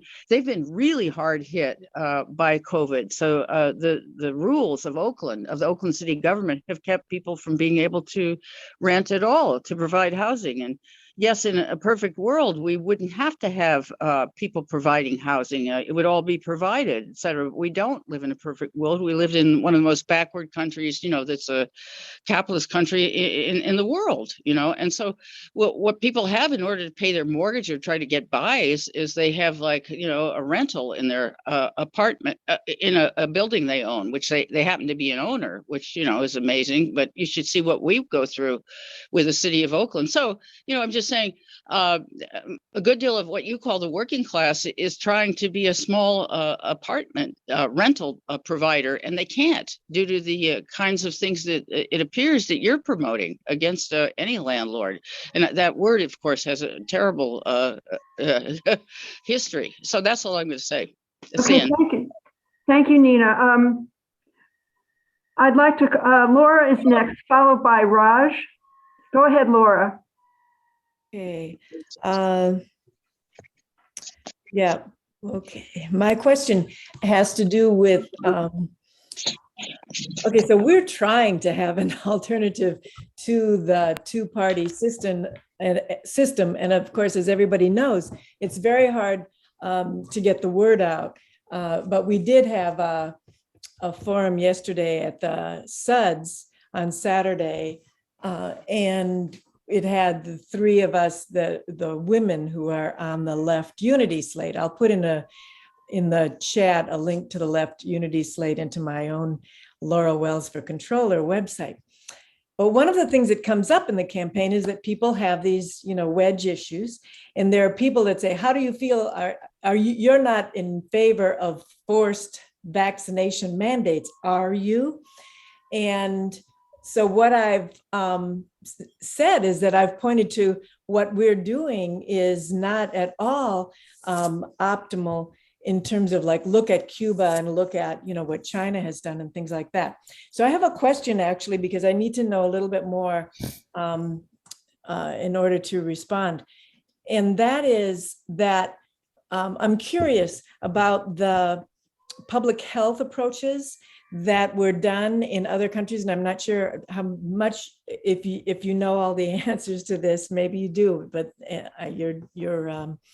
and I'll echo what other people are saying. It was a wonderful presentation.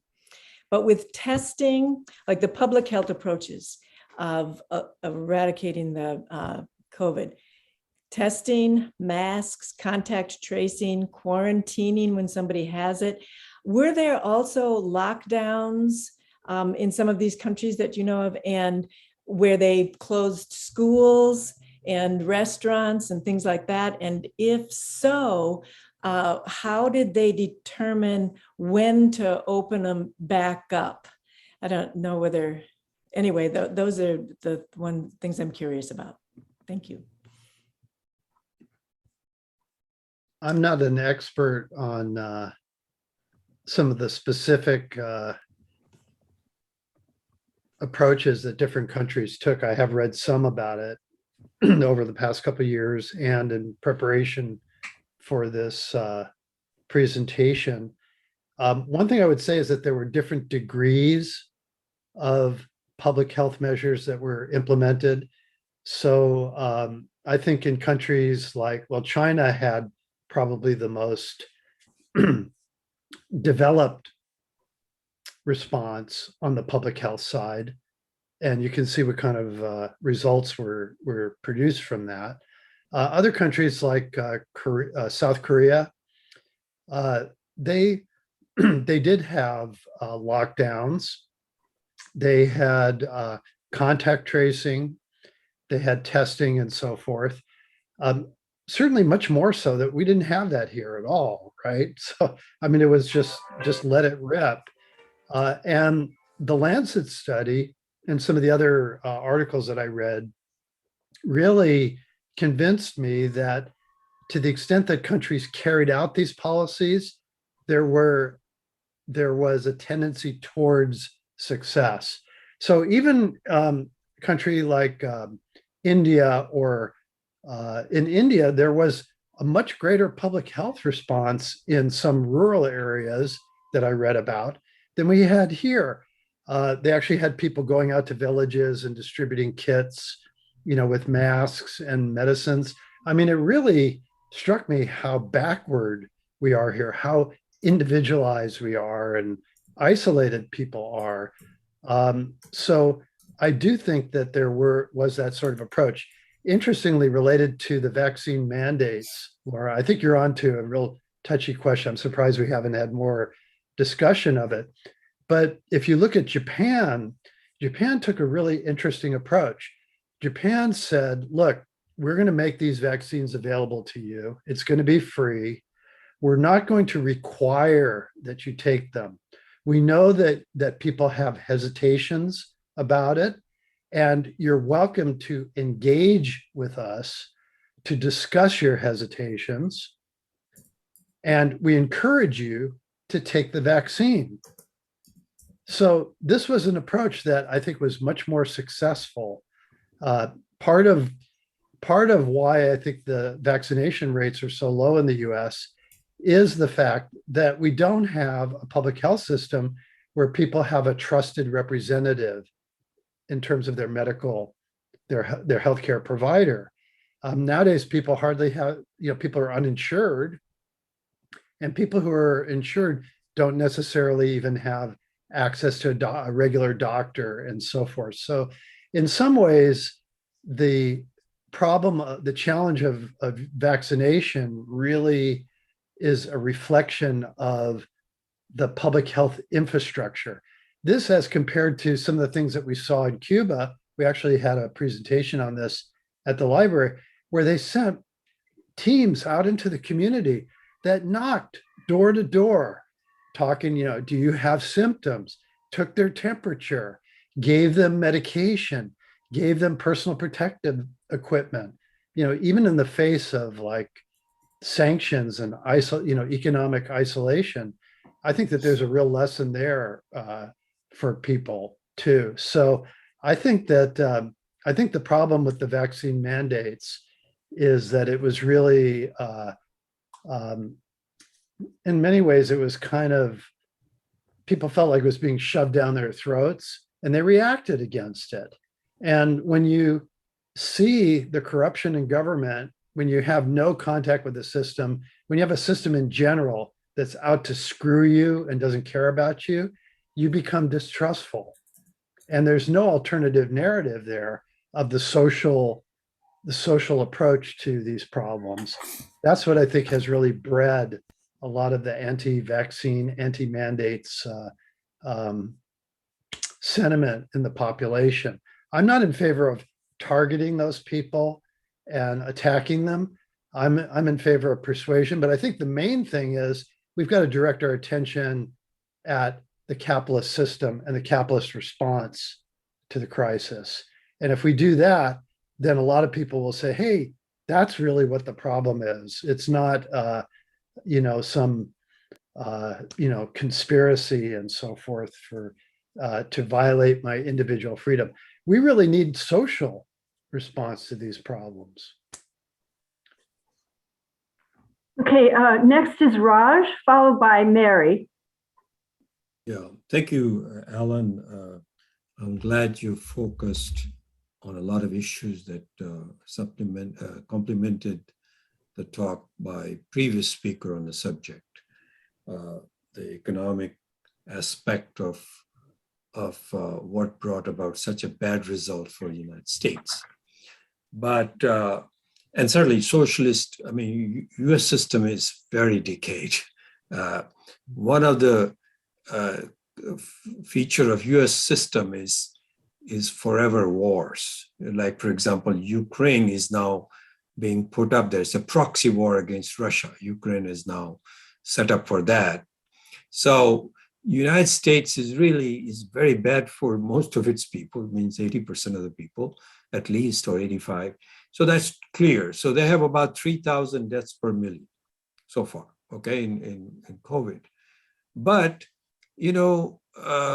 Italy, for example, is not like that, okay? They have a better healthcare system, and they have, care for, they're not like the United States. Still, they're at a 2,500, for example. So that's pretty high number too. And then when you talk about different countries, where social systems have more healthcare, Cuba certainly is one of them. It's a pioneer. Fidel Castro said, we don't want to be military power, we want to be medical power of the world. And indeed, they have proven to be. They have 2 or 3 vaccines developed by this tiny little country, and they're helping others. But Cuban death in this epidemic is smaller than the United States. 1/4 is about 751. I just looked up the numbers out of 1 million. Okay, that's considerably higher than many capitalist countries, like Taiwan and perhaps South Korea. I haven't looked at the numbers, but those numbers are a little bit smaller. So there are other factors playing complex. There is more complexity to it, although I don't disagree with your general argument that the system here is so decayed that there is nothing else to say except getting rid of it and replacing with a socialized system. So I think I generally agree with you, but I think there are complexities here. In case of India, you mentioned, yes, I think the two of the most crucial elements in dealing with COVID is testing and contact tracing. And whichever country, whichever system took it seriously, they had better results. India had better results, although I have to caution you, those statistics are a little bit suspect in the sense, not that they are false, but the way the Indian government basically told the doctors, put a pressure on them that you can only call it a death caused by COVID if you don't find any other reason. Okay, so basically nobody directly dies of COVID. I mean, the doctors are not trying to be dishonest, they're trying to be honest, but they have followed by certain guidelines. So if you have, for example, heart disease, and you have infirmities due to heart disease, condition, and you die of COVID, which one do you classify? Is it a COVID death or that? So depending on the criteria, I think deaths in India, I know in the larger family clan of about, I would guess 100, 5 people died. Okay, so that's a 5%. Of course, it's too small a statistical sample for it to be called applying for the whole society. And also, this is a middle class group, relatively better off. And so, and the other thing is that, in Bombay, Bombay has the largest slum, Dharavi, where they made the Slumdog Millionaire movie. Okay, now that's the most intense, poverty-stricken, but urban areas. And they were able to control it after it spread there. The city made a tremendous effort and they were able to control it, even though they were so densely packed. So there's a number of factors in this, but I don't disagree with your general thrust of your argument that US is a very decayed and extremely violent type of, which is externally is represented by its attacks on countries. Right now, they are trying to attack Russia through a proxy war through Ukraine. So I agree with your general conclusion, and we have a very decayed system, and it's a disaster. Thank you. Thank you, Raj. Next is Mary, followed by Norma. Hi, this is John Gao. I'm actually not Zoom bombing here. I'm borrowing my wife's site at the moment. But I do want to say a few words today's presentation.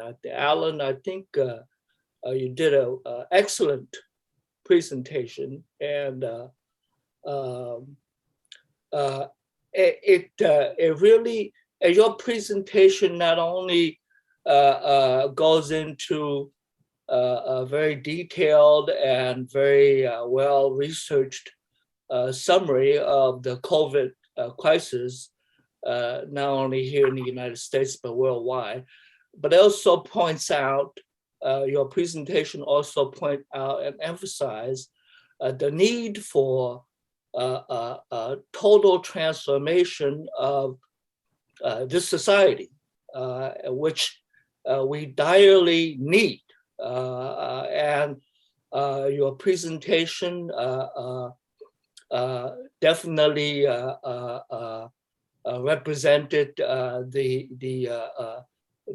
quote that you guys give in your daily weekly presentation, Marxist quote of not only do you study, I'm not quoting it directly, but you could help me on that, Allan. But the need for not only to know the world, but to change it. And I think you have, through this presentation, you have definitely represented that true Marxist that you are. And so I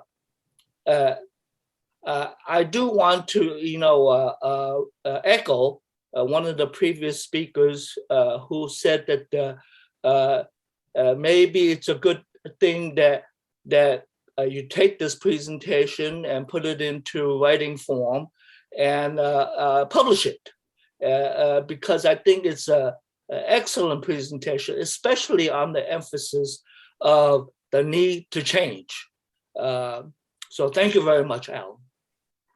Thank you, John. In the future, you can change your name in the participants list if you want to. I'm going to call on Norma and then myself and then Richard W., who's had his hand up for quite a while. And we're approaching the end of the formal presentation. I'm ready to talk.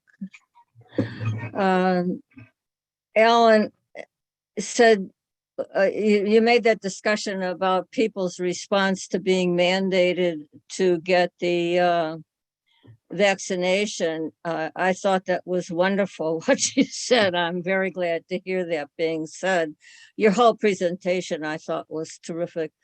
That is very good. I had some back response to my idea that we cannot, that I posted in the chat, that we are not allowed to take care of each other. We've been separated from each other. Well, anyway, the person said, oh, yes, we can. And I don't agree. That I think that we have been desensitized from that. We have been sentenced to live in little cells of existence that are, and when we try to counter that by creating alternative forms of being together, those are outlawed. Of course, socialism is stigmatized as being a very bad thing, and we're supposed to submit to that idea, and people have intensely. But if we can't see ourselves living in these ways, herded into job positions, whether it's in schools or office buildings or wherever, or stores, we have to go to them. We go to them at 9 o'clock in the morning and we come back from them at 6 o'clock in the evening. This is entirely opposite who we human beings are, and we fit ourselves into it.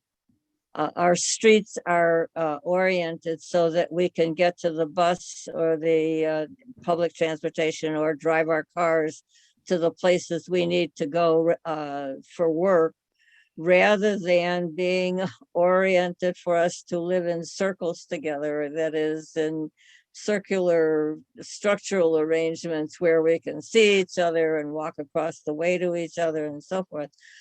We've been isolated from each other, and it doesn't feel good, and yet we accept it and perpetuate it with very little question. So I'm hoping, I campaign for Board of Education every time that it comes up, because I want people to be able to recognize the position we are put in through utilization of that compulsory classroom, compulsory free education. Some child described it as she was 14 years old. She said something about the compulsory free education. And I thought that was a great description, a very helpful reference for us to understand. We have to go through those classes and sit in them as much as we can't stand them, and as much as our parents don't like them, as much as our communities hate them.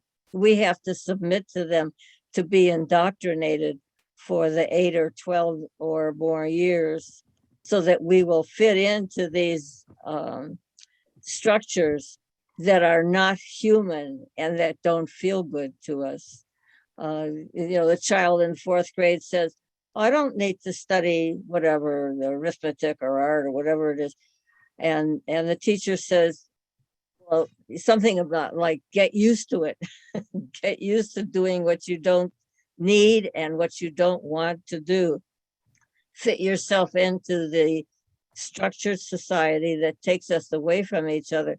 People who live in New York, I always thought that that was my ideal of where to live. But, you know, you hear there too, people in these wonderful high apartment buildings where you can go downstairs to the grocery store or walk around on the street and see people, you know, they say they don't know their neighbors, you know.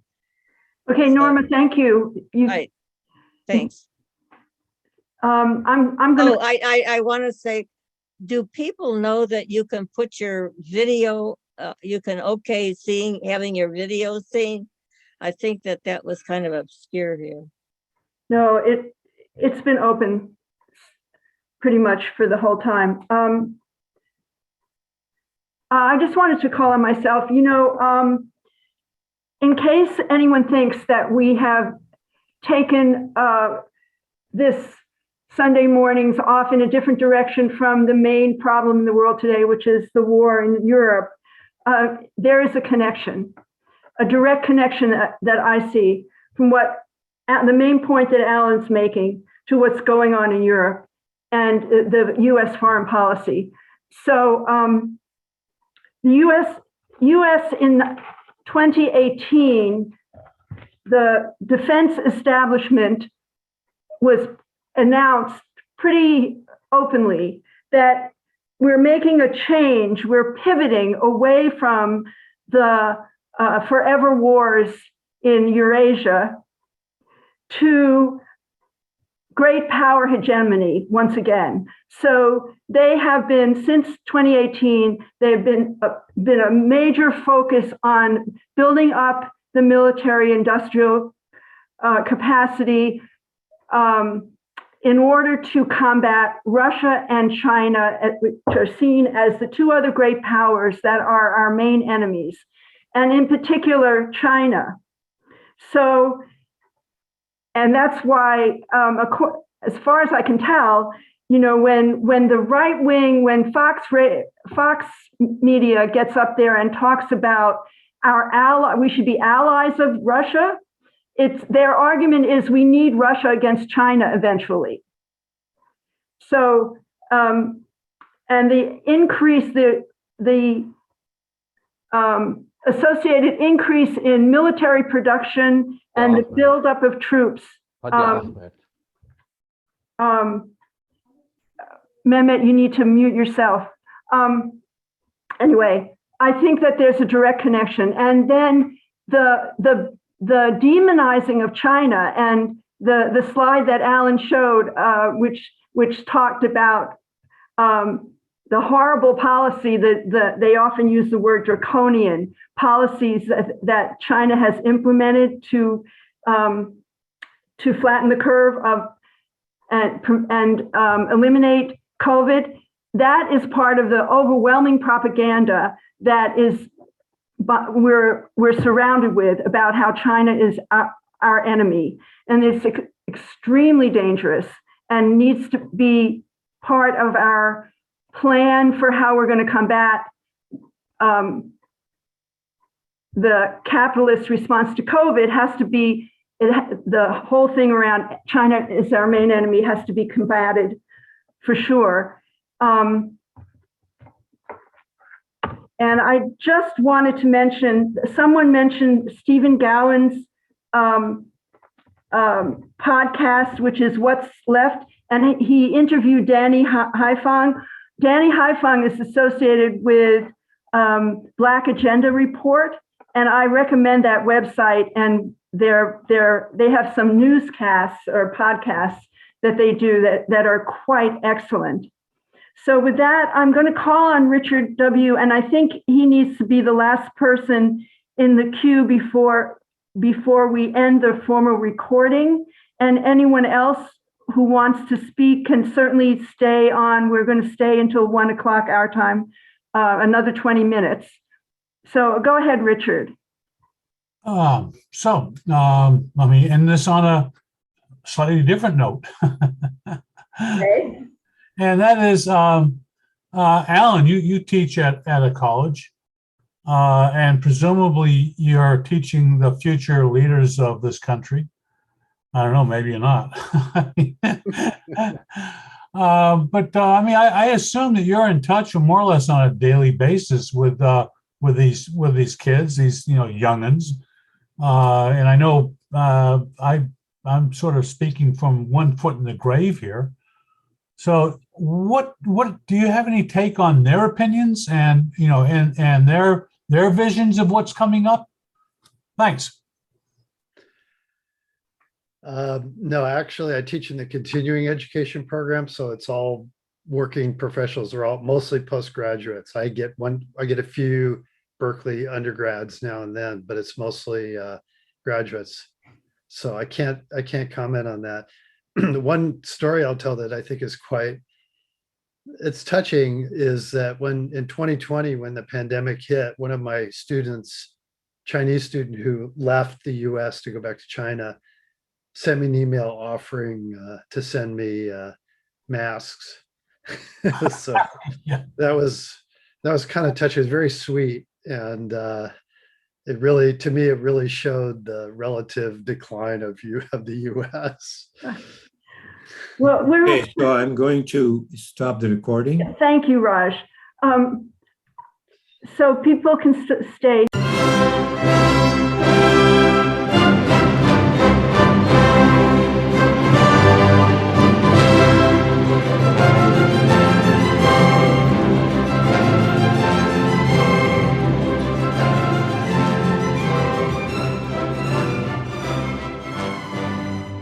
Institute for the Critical Study of Society at the Niebuhr Proctor Marxist Library receives no corporate funding, nor do we have any paid staff. We rely on the support of working class folks that share our commitment to the socialist legacy of Karl Marx. We continue to need funds to meet necessary expenses. Since we can no longer pass the hat at our in-person forums, please send contributions to our treasurer, either online via PayPal or by check. The PayPal ID is ICSS Sunday, SUNDAY, at yahoo.com. And the name is Richard Fallenbaum. And checks may be made out to Richard Fallenbaum and sent to him at 1225 Nielsen Street, Berkeley, California, 94706. Fallenbaum is spelled Fallenbaum. To donate directly to the Marxist Library, send a check to the Niebuhr Proctor Marxist Library at 6501 Telegraph Avenue, Oakland, California, 94609, or directly or donate online at www.paypal.me/npml. For information, write to npml at marxistlibr.org, and the website is marxistlibr.org.